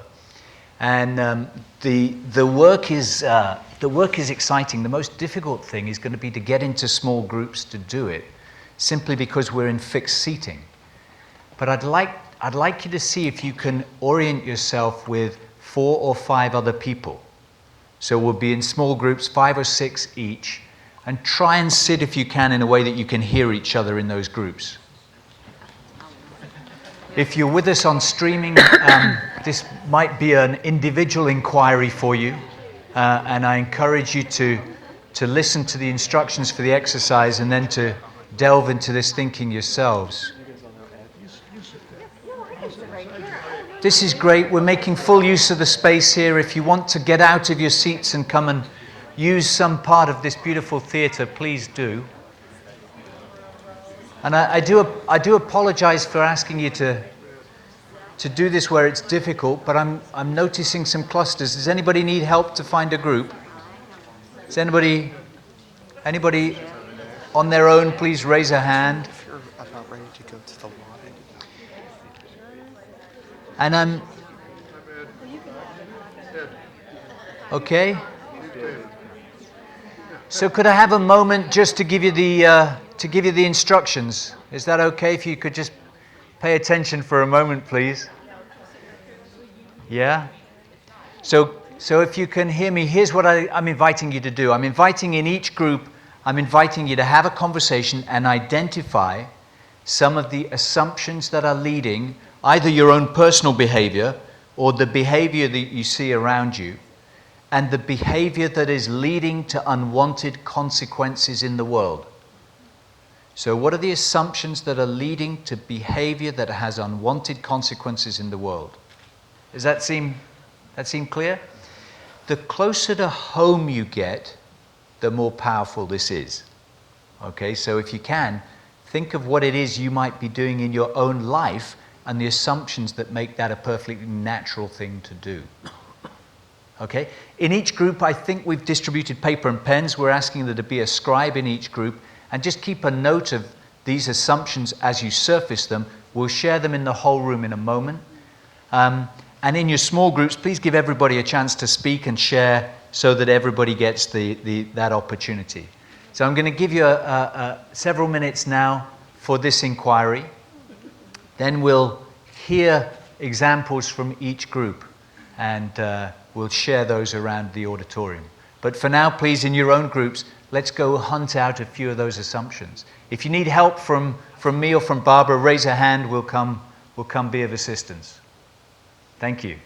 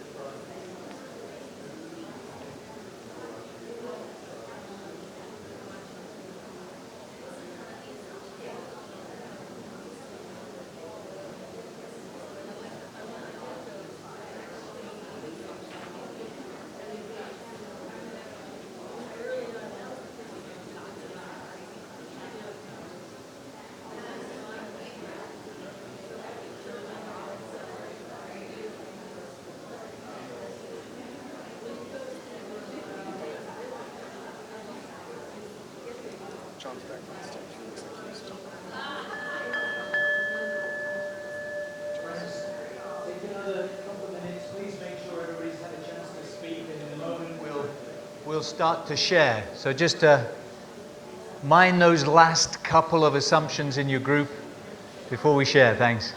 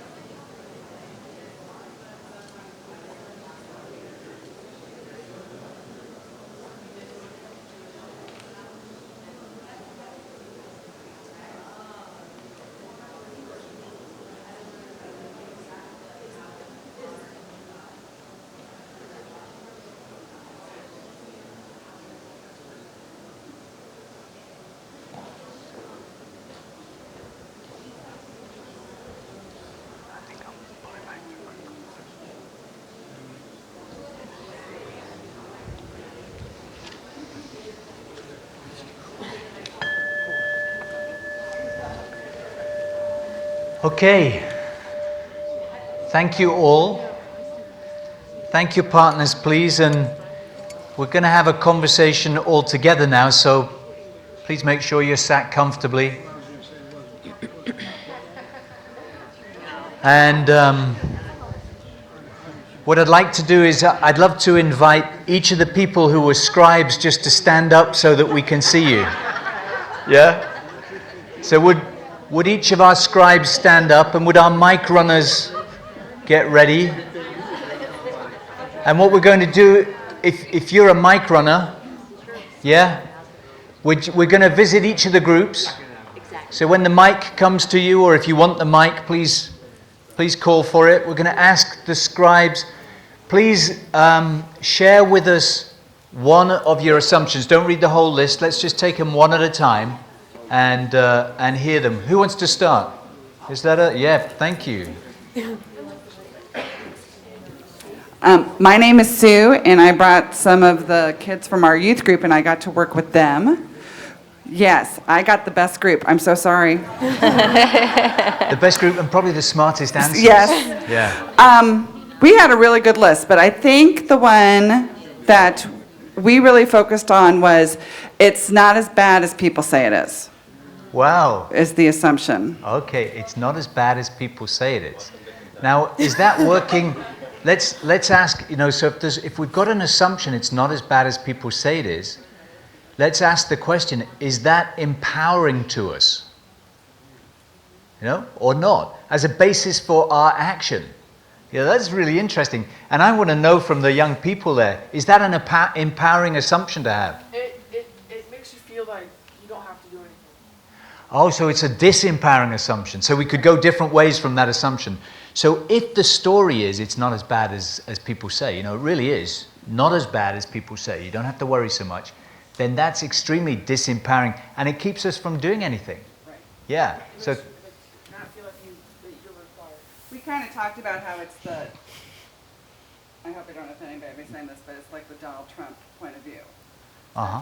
It can't, we were talking about the global warming versus what they're now saying global weirding. Right. That, okay. Because people will say these freak storms, well, that's not warm. Yeah. Okay, well, thank you. Thanks for getting us started. We'll see that isn't the only way we keep ourselves from being in action, but thanks for kicking us off. Who's next? There's one over here. Yeah. Our group came up with all sorts of assumptions. One of the ones that I think we kept going back to was the idea that our way is somehow the only way or the best way. Okay. Our way, and who's the us in that conversation? I guess what you're calling we're talking about us on the micro level, but the North America or the first world, yes. Yeah, okay. So our way is the best way and the only way. Yeah. So if we affirm ourselves in our behavior and we don't see opportunities or alternatives, then of course we continue full steam ahead. Thank you. Perfect. Yes, please. Christopher Kirby. I'm a aerospace and energy background. Uh-huh. Our assumptions in our group are as follows. That public transportation is for economically challenged people, whereas Okay. we're all economic or environmentally challenged, and that should be the real push. Okay, so let's just, we'll do these one at a time, so Yeah, let's yeah. just look at that. So here we are. Public transport is essentially for other people? Well, yeah, I mean, that's the mindset. Yeah, yeah. So if that's the case and we only use it on a needs-driven basis, then that keeps a lot of us off the buses and the trams. Yeah, thank you. Let's hear from another group as well. Another young group at the back. Yeah, thank you. Okay, so we talked about how we view our problems and first world problems versus third world problems. And like we think of simple problems in our lives as really important compared to problems that people have in other countries. So yeah, we make assumptions about other people's problems. So we might pay attention to what seem to be, in the moment might seem important, but compared to the problems people face in other countries, you're suggesting that some of our preoccupations are relatively, are less significant. Yeah, thank you. Thank you. I love it when young people have a global perspective at that age and they're already beginning to weigh up the real differences in their lives that they're living compared to their peers around the world. Thank you. Let's go to another group. Yeah? Here, Nanine? Okay, well, we had some that other people have already said. One of them is big, is that we can't make a difference. As an individual, that some of the things that I could do wouldn't really make much of a difference. Okay. This is one of the most pervasive assumptions that keeps us from action. I'm too small to make a difference. You know? And I bet if we shared our stories around the room, we'd see that we wouldn't need to go beyond this room to realize how utterly false that is. So when we hear ourselves saying, I'm too small to make a difference, check. Thank you. Thank you for sharing, whoever that voice in my head is. I ain't listening. Okay? Thank you. Edie, have you got something from your group? Sure. The one that really jumps out at me is technology makes life better. That's our assumption. Right. Okay. And there's a certain generation of us that have been sold that relentlessly. Technology makes life better. Okay. And think of all that means. You know, that we put our faith in technology, we invest in technology, we assume that what technology brings us is better than what our parents were doing. Yeah? We forget, you know, so many of the skills that our generations before us had, and we delegate those to technology and de-skill ourselves and disempower ourselves in doing it. Yeah, we need to check. We really need to check against that one. Let's hear from another group as well, please. I'm going to go ahead and talk about, we had a couple of similar things to other people, with transportation and such. But one of the things that we came to a close on is that this world is an illusion anyway. So, in fact, we all have our spirit and we will continue on. And I hope I'm not messing up kind of what you said, but ego is the assumption. Right. Okay. Yeah, I was listening to our speaker this morning who talked about reification being the core problem that we have. And in the moment that we identify ourselves in the world as anything other than spirit, our problems begin at that point. So here we are, we're all embodied as human beings right now. And we know that embodied as human beings, there's a tremendous amount of pain and suffering going on, much of which can be avoided. And so, like you, I'm a firm believer that I'm essentially spirit in body.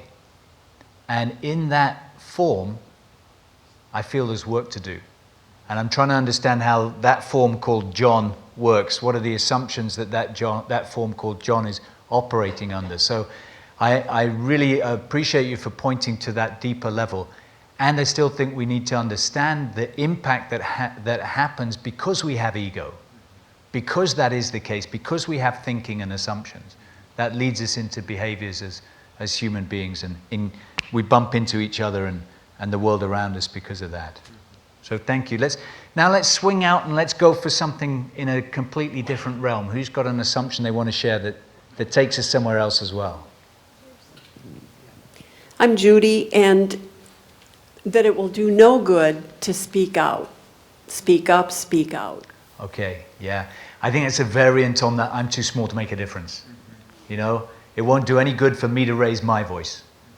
Okay? And let's think of all the great people who've been brave enough to be the first to speak, to know that disabling as that thought is, we don't need to keep hold of it. Thank you for pointing at it. Yes, please. Human life requires money. Money requires jobs. Jobs require private enterprise. Okay. That's the story of our times, isn't it? A story that we're in an environment in which we need to work, we need money. Money's a flow that we need to keep coming through our lives, that we'll do various things in order to have more of that, and that's founded on private enterprise, and without that, the whole system would come crashing down. It's a beautiful fable.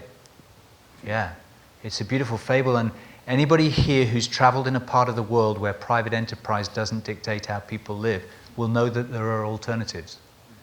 We'll come to that. But the inspiration, we saw the inspiration of our work comes from the rainforest of Ecuador, and I promise you there ain't no private enterprise there.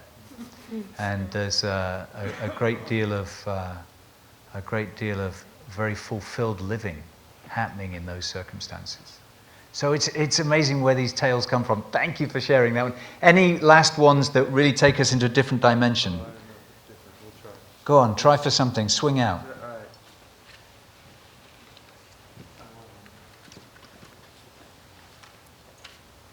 Okay, this may take a little fishing. Good to see you.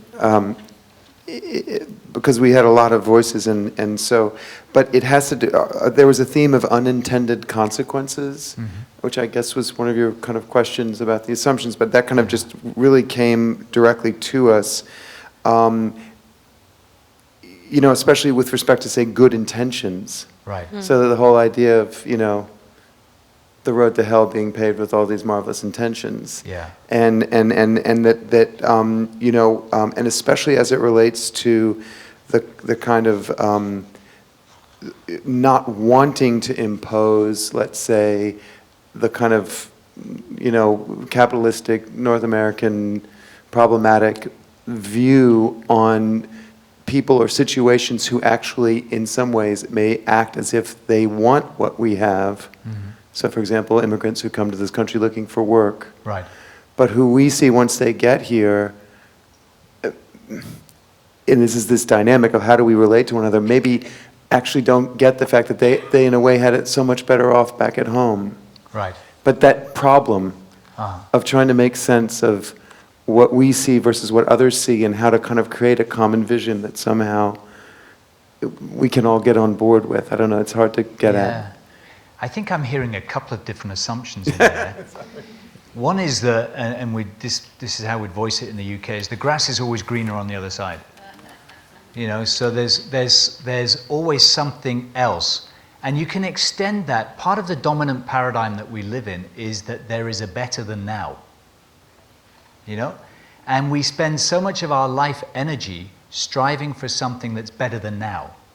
You know, we're saving for our retirement. We're working 5 days so we can have 2 days of enjoyment. We're working, you know, for better, and there's you know, we've embodied in our culture that we can improve ourselves if we only try hard enough. You know, if I had bootstraps and I could pull them, I'd be fine.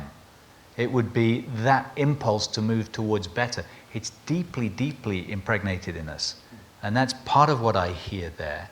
I think there are other aspects as well, but I'm not sure we can find them just yet. I want to name a couple of other assumptions that haven't come out, which often do. You know, there's there are a lot of assumptions that. We had one we'd like to share. Thank you so much. Thank you. Zip. That's wonderful. And are there any other groups that haven't shared? Thank you. Our assumption that we talked about is that there is a belief that this idea that we can all be one big happy human family, or like we can all be in the in-group, and that's going to be beneficial to the greater good, or that the whole is not possible. Because just because of the way the psychology of human beings, just human nature itself is such that there's a idea that it's not possible to have the entire group of human beings not competing with each other. And because of that, that's what drives the distinct groups, race, class, gender, and that there's more of a just hardwired way of being. Hardwired for difference. Yes. Okay, so one big happy family is not possible because we are hardwired to be different. Yeah. Okay, and what does that story prevent us from doing? Well, it prevents us from joining together and respecting difference in a way that allows us all to benefit. But that's policy, that's politicians' platforms, that's capitalism, that's all of what maintains the inequality. Thank you. So I think you're also pointing at that there are ways in which that story is perpetuated. And we might also infer from what you're saying, perpetuated deliberately in order to cause difference. And if we buy into the story that at a deep and fundamental level we're different from each other, then our desire to reconnect, to connect as one family, to recognize our commonalities rather than our differences, we won't step into that in the slightest. We wouldn't if we listened to that story. So listen to that. If you hear that voice in your mind, recognize it, thank it, and examine. Oh, I see what you're saying to me now. I don't know. I still don't know what this voice is in my head. But it's saying this now. It's saying that we're wired differently, so there's no point. You know, do I want to? And then we have the choice. When we find these assumptions, we have a choice with all of them. Do I want to take that assumption and live with it? I think I'll let that one go. You know? Thanks very much. Yeah, please. Christopher.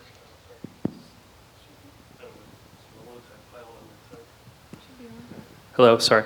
Christopher Kirby once again. There was a woman in our group that's an educator, and she wanted me to she was very stern. She wanted me to make sure that this got read.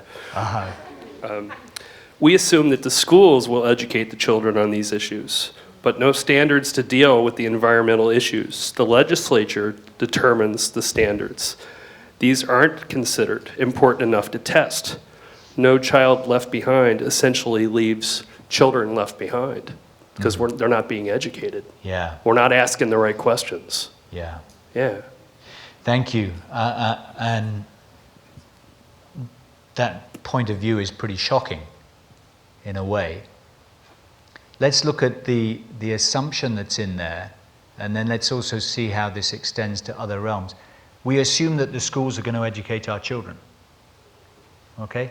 There are many realms in our lives where we give responsibility and power to other people. We assume the government is going to act in our best interests. We assume that the healthcare system is set up to care for our health. Yeah? We assume that people can look beyond the profit motive when they're in the realm of serving the public, serving us, whether it's food or education. We do a tremendous amount of delegating the power to other groups. And that's a great example of it. Thank you. Yeah. Anybody else with a share that we have to take? Yes, please. I'm not the scribe, but one that keeps coming up, and maybe it's kind of inherent in a lot of these, is that someone else will fix it. Okay, great. Thank you for that. Did we all hear that? The assumption somebody else will fix it. That happens in your house. So it's true. So thank you. Yeah, it's very close to home, that one, and it's very pervasive as well. Yes, sir. There's a mic just behind you. That leisure and convenience are good, work and effort are bad. Okay, right. That's another whole realm. You know, that convenience is good. We've been so sold that being comfortable is our right, and that we should pay attention to it and spend our money on it as well, for our comfort. Yeah. And then we've kind of demonized endeavor. Yeah. Again, look at all of these. It's in there. Here it is. I'm checking it out. Do I want it? I got a choice now. If we start to examine our own thinking, we get to be at choice. I can see the young people have got more to share. Yeah. Change is expensive. Change is expensive. Okay. So let's not have any of that. Thank you very much. Yeah. And did this group, you had something to share? Do you see how we're keeping ourselves from responsibility and action in the world? Yeah? Please. In school, they teach us that successfulness and happiness is the same thing.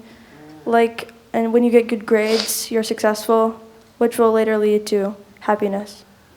Okay, that's interesting. So good grades is success, and success will later lead to happiness. Okay, so I mean, there are several very interesting points there, but grades equals success. I think we want to challenge that.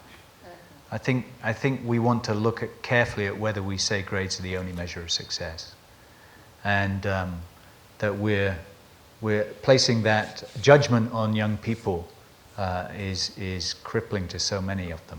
So thank you for sharing that. And then success leads to happiness. And success by somebody else's definition. So, you know, this process that we've been through here, I want to say a couple of things about it. Firstly, you know, we haven't come to any answers, but we've just discovered that this is this amazing process that allows us to look newly at how we create the world of choices that we make. It's based on our worldview. Within that, the largest piece that we're pointing at is the assumptions that we carry about the world, about each other, about ourselves. And I encourage all of us to continue the work of looking at what are the assumptions that drive our behavior. The second thing I'm going to say about that is I'm afraid you're going to anyway. Because once you start this process of looking at your own thinking, it's almost impossible to stop it. You know, it's like, so why did I just do that? And then you look and you can see what the story is, the cultural story, the family story, the personal story that's led you to act in a particular way. Before we move on, I want to point to one of the most foundational assumptions that we have. And it's the assumption that we are separate. It's the assumption that you and I, sir, are separate and that we're not connected. It's the assumption that we're separated from each other. It's the assumption that we're separated from sacred earth. And you might say that all of the other assumptions that we've shared this afternoon are in some way a descendant of that core assumption. And so we want to point to the fact that that's a really foundational assumption in our society. And I think we're going to show a video that helps us see that that isn't the only way of looking at the world. It might be pervasive for us here now, but it isn't the only way of looking at the world. Shall I show you that video? Would you be interested to see that? Okay. Can I share a couple of things that just please. before you started as well? Because this part is so key and so important, because the danger is, without really examining these assumptions, we can't expect sustainable, lasting, real change to occur. And I think you'll all resonate with a couple of quotes that came up as we were doing this. One is from Audre Lorde, who said that the master's tools will never dismantle the master's house. And another way of saying that was spoken by Einstein, who said, we can't solve problems by using the same kind of thinking that we used when we created them. So as we're going from seeing the issues into taking action, if we don't take this critical step of recognizing the thinking that's beneath them, that have created the tools, that have created the crisis, well, then we can expect ourselves to just be creating different tools that will perpetuate those same problems, maybe just with a different form. So this is our opportunity to flip the script at the root level. How many people out there garden? Anybody garden? Okay, so you've weeded. And you know that if you want to get rid of a weed, you have to pull it up from its roots, right? You have to take it slow and really bring it up. And I've got mint in my backyard. When I'm impatient and I just chop it out, guess what? A week later, there's more of it growing. That's the danger we have here if we don't actually go to this depth of examining our assumptions. So I'm really excited that we took the time to do that. Thank you. Yeah. Should we hit the video? Let's do it. Yeah, cool.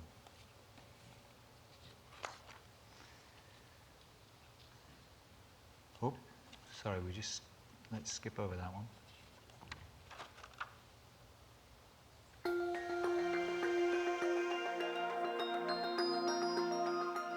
Of all the countless assumptions that make up our modern industrial worldview, there is one that is primary and all-encompassing. The assumption that we are separate from everyone and everything. This assumption shapes virtually all of our perceptions and actions.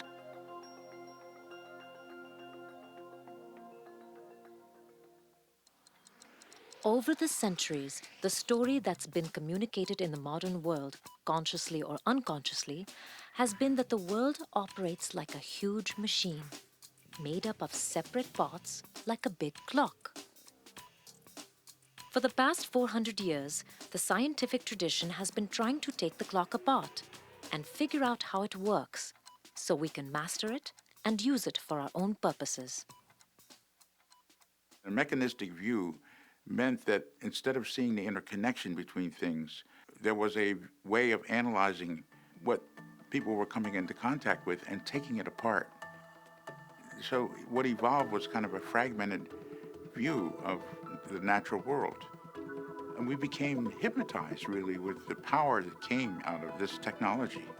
And we lost our connection to each other. We lost our connection to the mystery of the universe. There's a fundamental misconception that we are separate. We're learning that's not true. If there's only one, then whatever I do to you, I do to me. If there's only one, whatever I do to the air, I do to me. If there's only one, whatever I do in society is what I'm actually doing to myself, doing to my family, doing to my children. Spiritual traditions have long taught that separation is an illusion. Buddhist teacher Thich Nhat Hanh puts it this way. We have the word to be, but what I propose is the word to interbe, because it's not possible to be alone, to be by yourself. You need other people in order to be. You need other beings in order to be. Not only you need father, mother, but also uncle, brother, sister, society, but you also need sunshine, river, air, trees, birds, elephants, and so on. So it is impossible to be by yourself alone. You have to interbe with everyone and everything else. And therefore, to be means to interbe.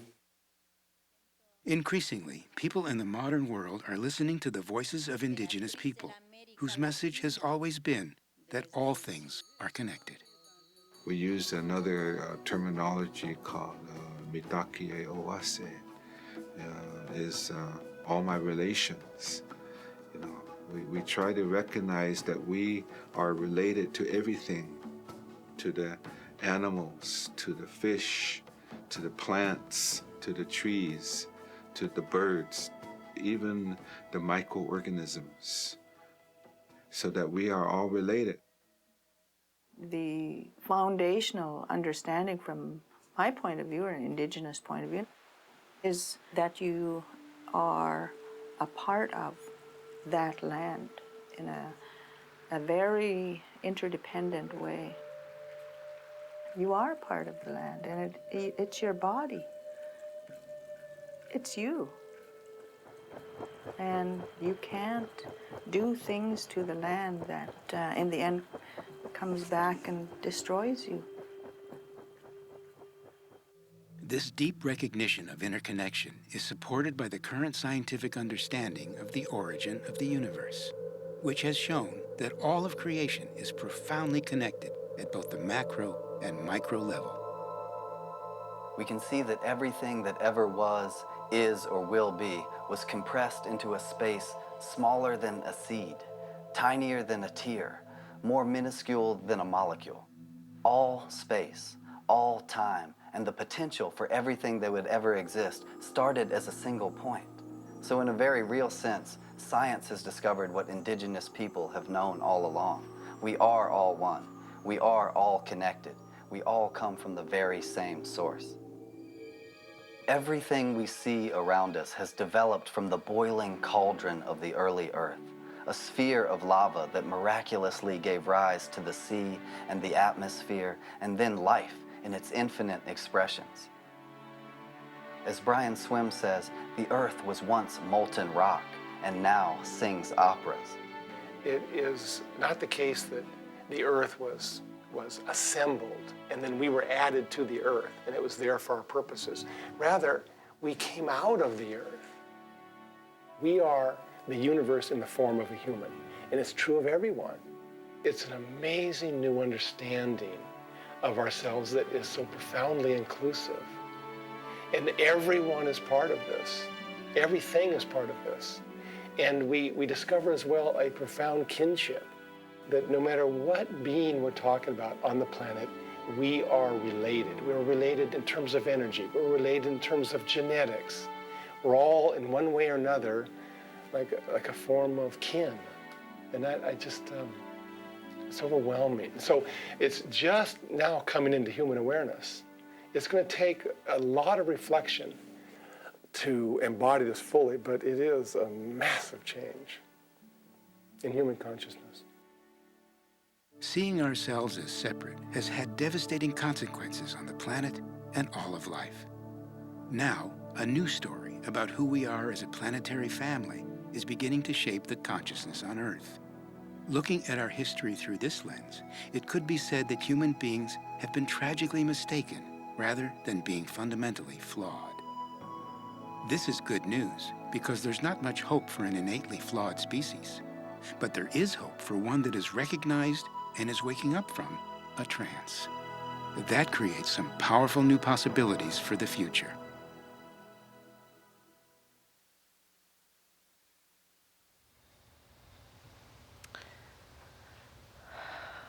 Wow. So here we are at this point of this emerging worldview around connection, our interconnection. And this worldview is one that is really sweeping across consciousness all around this planet. And in some ways, it's looked at as a new worldview, but as we see, it's one that's actually ancient, that our species is beginning to remember what all of life once knew, and that we aren't necessarily flawed. It's more that we've been misinterpreting things or forgotten the reality of our connection on this planet. So as we are taking that in, as we are reshaping our assumptions and stepping really into this recognition of our interdependence, we're still at this place of kind of 1 foot in, as someone said earlier, 1 foot in this new way of being and thinking, but we are holding that alongside this these worldviews that we've been holding or that are operating in the world that are based on our separation, right? We're standing in both those worlds simultaneously. So we're going to do an activity that will allow us to really embody this, that'll allow us to recognize a little bit of that assumption and feel it, that assumption of separation, and then explore our interconnection. And this activity comes from a great thinker and powerful force on this planet, a mentor of mine as well, Joanna Macy, who was speaking in a video earlier, out of her work, The Work That Reconnects. That is, The Work That Reconnects is really all about this activity here, which is bringing us back to that, one of our most ancient ways of thinking, which is to recognize our connection. So I'm going to invite everyone to join us in the lobby, just in the front here, and John is going to head out a little bit ahead of us, and we'll be there to meet you so you know exactly where to go. But we're going to come back here a little bit later. After the activity out in the lobby, we're going to take a short break. So I invite you to leave. You can leave your belongings here and just come back and grab them. Or if you don't really have much and just a jacket and you'd rather take your break right after the activity, you can go ahead and bring that with you. But just know when we wrap up out there, we'll take a break. So don't go far, just come straight out and we'll get started. All right, let's do it.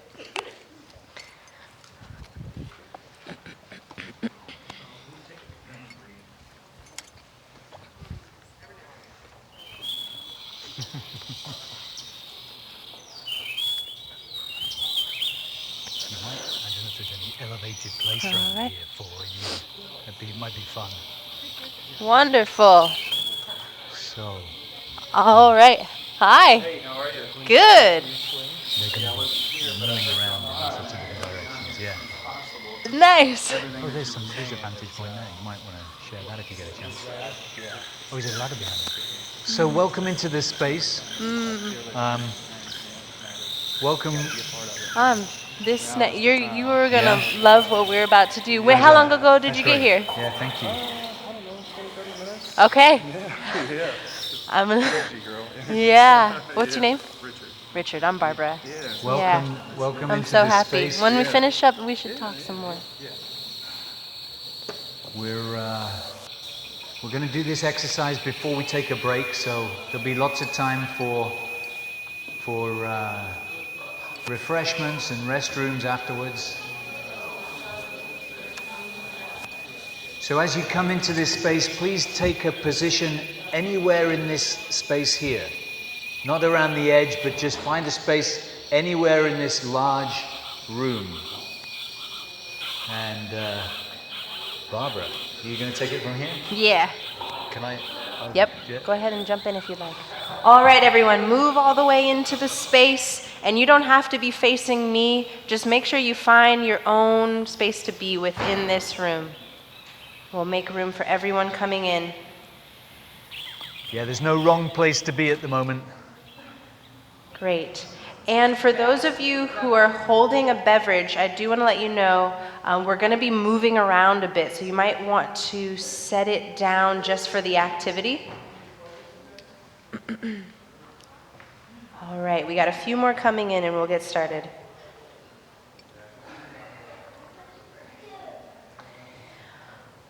All right, so everyone's got a space? Okay.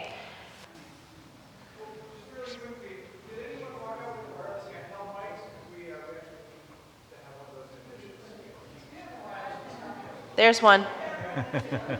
Great. Good. Okay, so everyone who's here, we're going to start off in a place of just stillness. So I invite you, at this moment, close your eyes, close or lower your eyes, and see if you can just find a quiet, receptive space inside of you. And just allow your mind to be calm and centered. Hey Jess, I just took red channel red wireless. And take a few deep breaths here.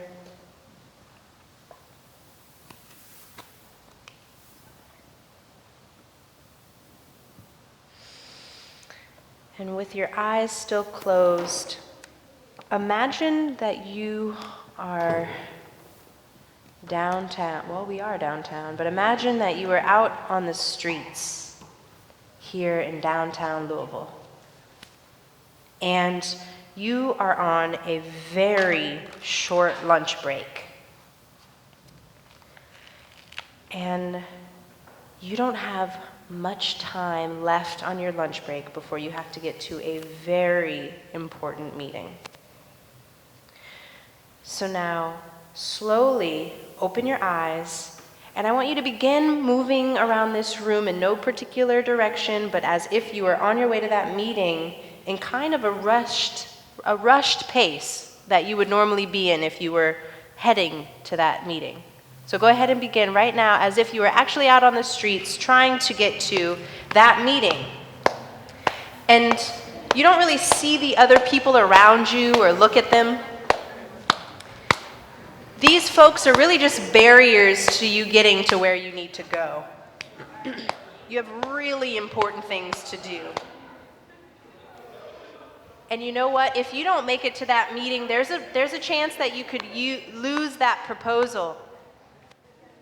And in fact, possibly lose your job.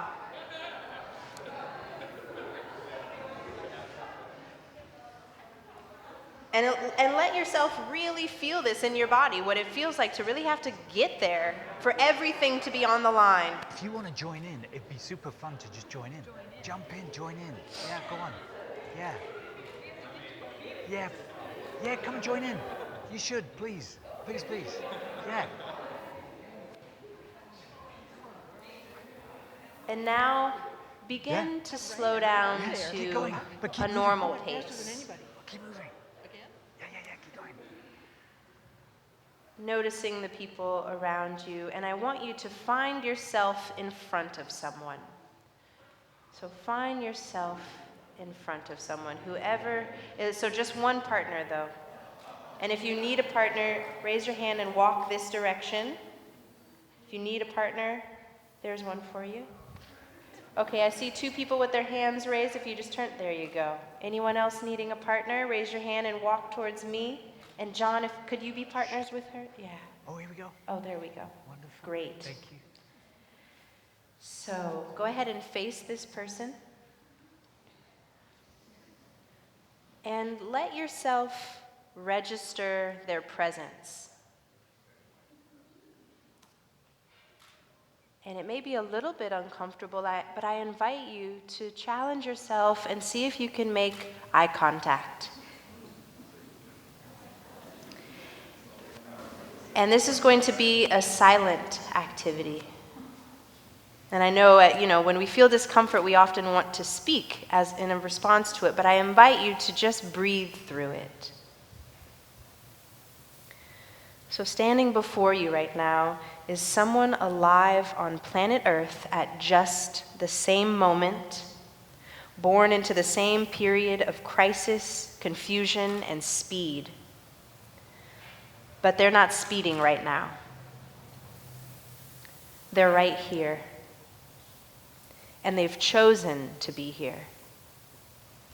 There were plenty of other things that this person could have done today. But they've chosen to be here with us to confront the current situation together. Now, feel your gladness that they made that choice. And in a non-verbal way that feels good to you, express that.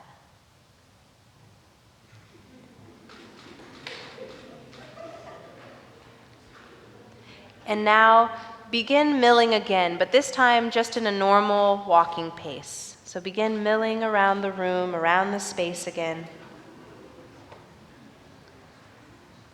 Slowly walking. And again, find yourself in front of someone new.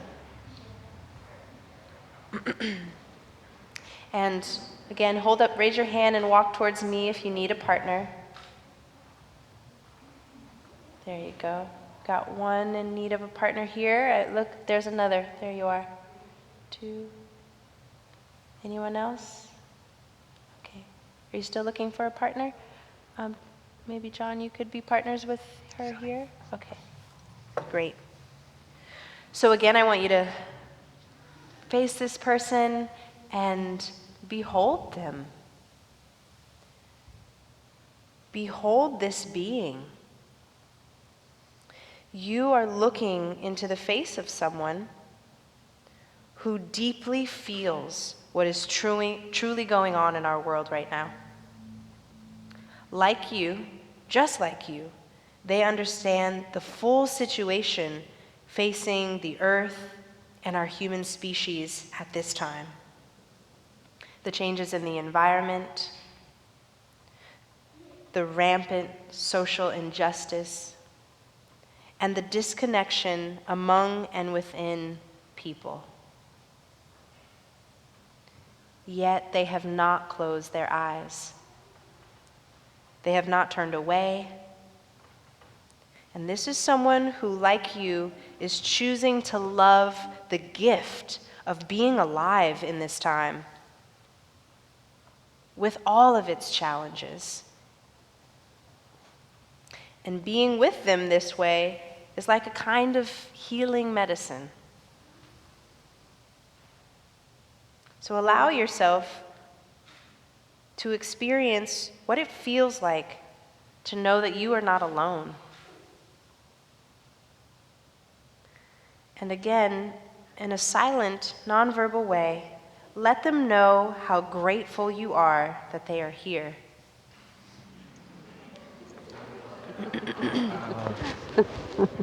Thank you, sister. Thank you. And stay with this person. We're not going to speak quite yet. You're going to get to talk to them, in fact. So we'll just hold the silence for a moment. And if you feel comfortable or you have the space to, you can sit down with this person for a moment, or you can remain standing if that's more comfortable for you. But there's something else for you to notice here with this person, so go ahead. Great. Yeah, we've got some chairs. Okay, let's bring it back to silent. All right. So now look at one another again. There's another thing to see in this face. Allow your awareness to open up to the very real possibility that this person will play a role in the healing of our planet. That they are at the right place, at just the right moment, with just the right gifts, resources, and motivation. Allow that possibility, with all that that means for you and for them, to enter your consciousness and your heart.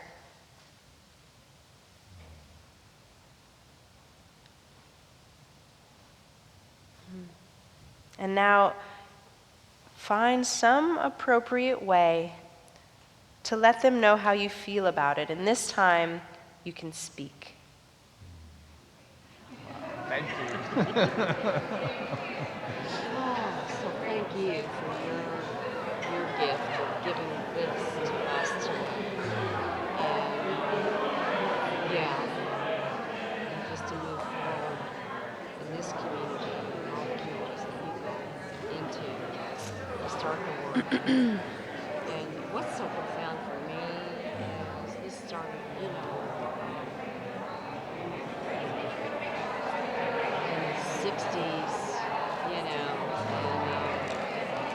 we all just kind of fucked up, and we didn't do anything about it anymore.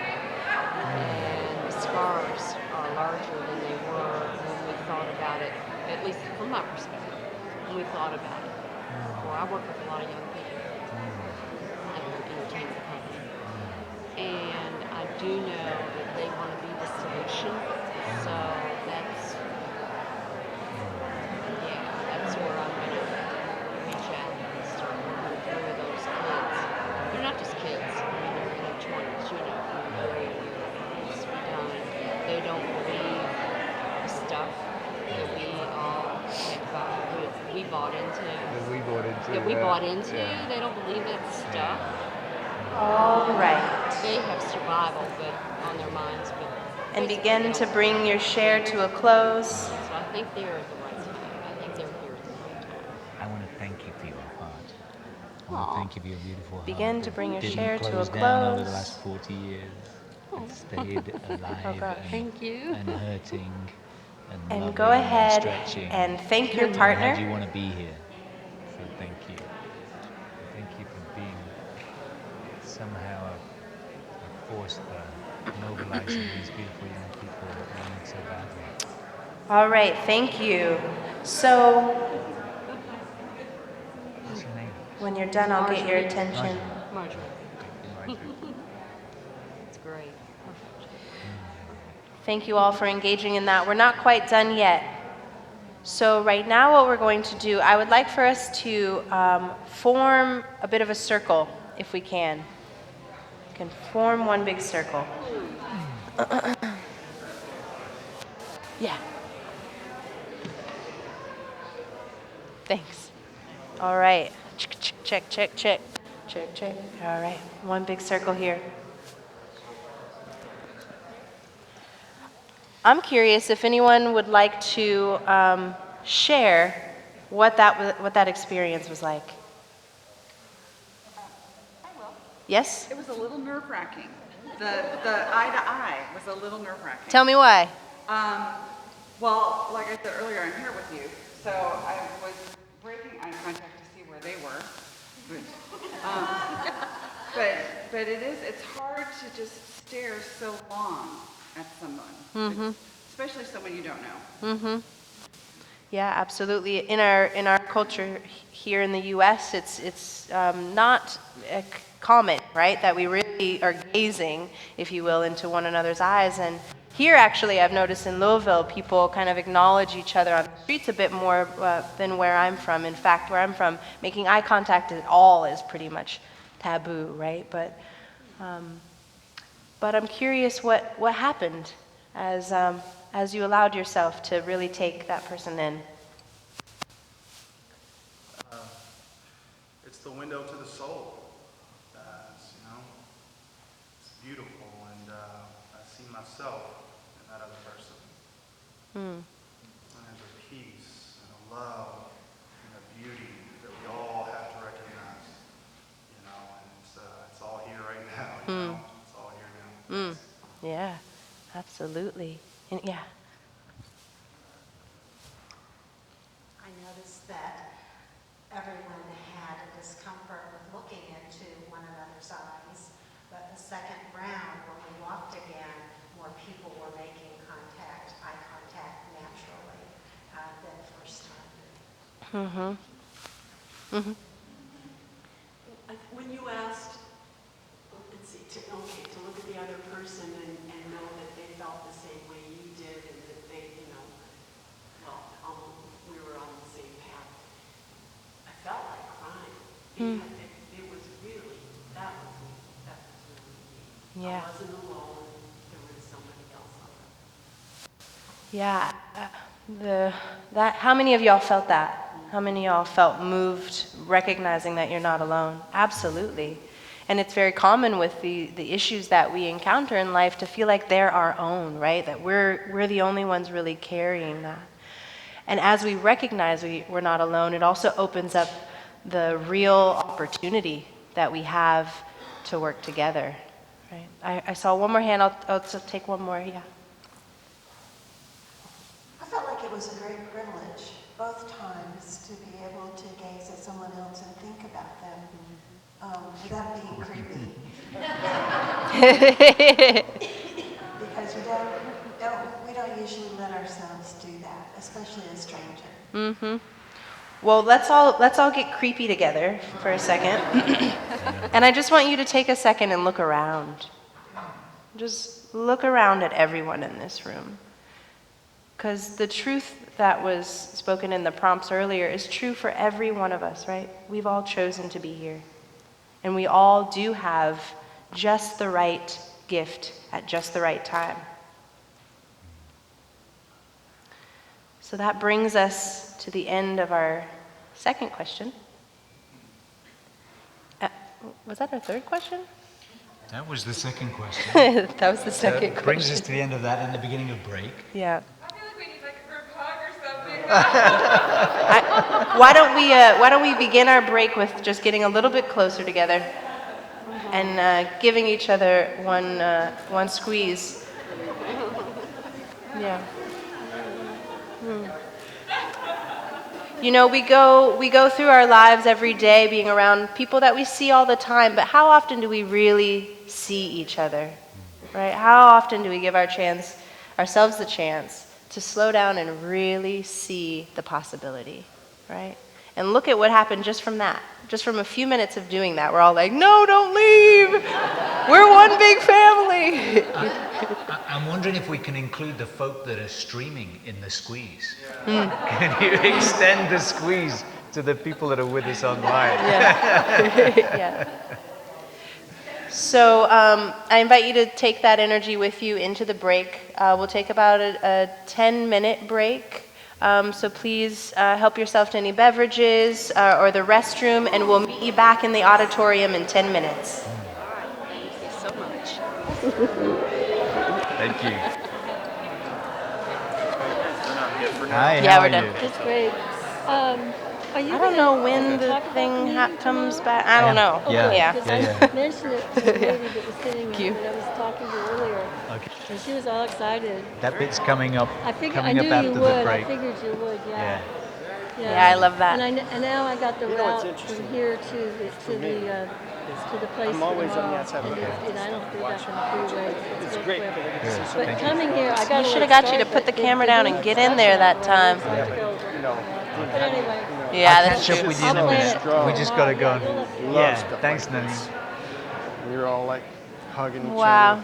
You got some great And then- captured Wow. all of that. And Yeah. then you got the ceiling too. You know. Wow. Because I think there'll be strong shots for them to have. You're going to have some beautiful images. I can see from the way you're working. I Yeah. can just tell. So we've got to recover some time. Great. You wanna go inside and Do you look want at a that? drink? Do you want to grab something? No, I Go have get everything water? I need inside, I think. Oh, yeah, warm water. I can do that. Okay, Yeah. warm water. All right. Do you need anything? No, good, thank you. Yeah. You all are prepping for the next Yeah. We didn't participate, but both Annie and I sitting over there felt really warm about it. Just soaking it in, really. I know, it travels. changes the space in ways that aren't actually material. I mean, I was surprised that you didn't even have to participate then. Yeah. Yeah. Absolutely. Are you sticking around for the second half? The rest of it? Yeah. Oh, great. Yeah, Great. I'm here till tonight. Great.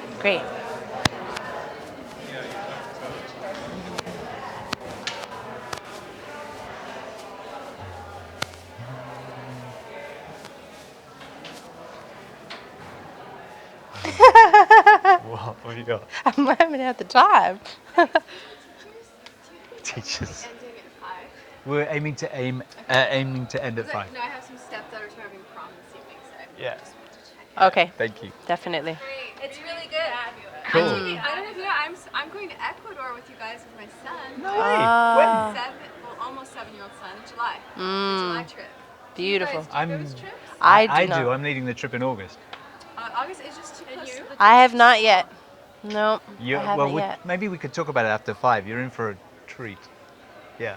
I had someone tell me that, a shaman told me that my son's path was the indigenous path. I was like, well, Okay. There we go. Uh-huh. Yeah, that's what I'm concerned about right now. Yeah, we're about to work that out. We got a late start, and then we're working on that right now. Yeah. I think what we've got to do, there's a couple of things got to come out, and then what we've got to do is we've got to embody velocity. Okay. And so we've got to start taking. Yeah. Yeah. Thank you. We're so rather foolishly, in a way,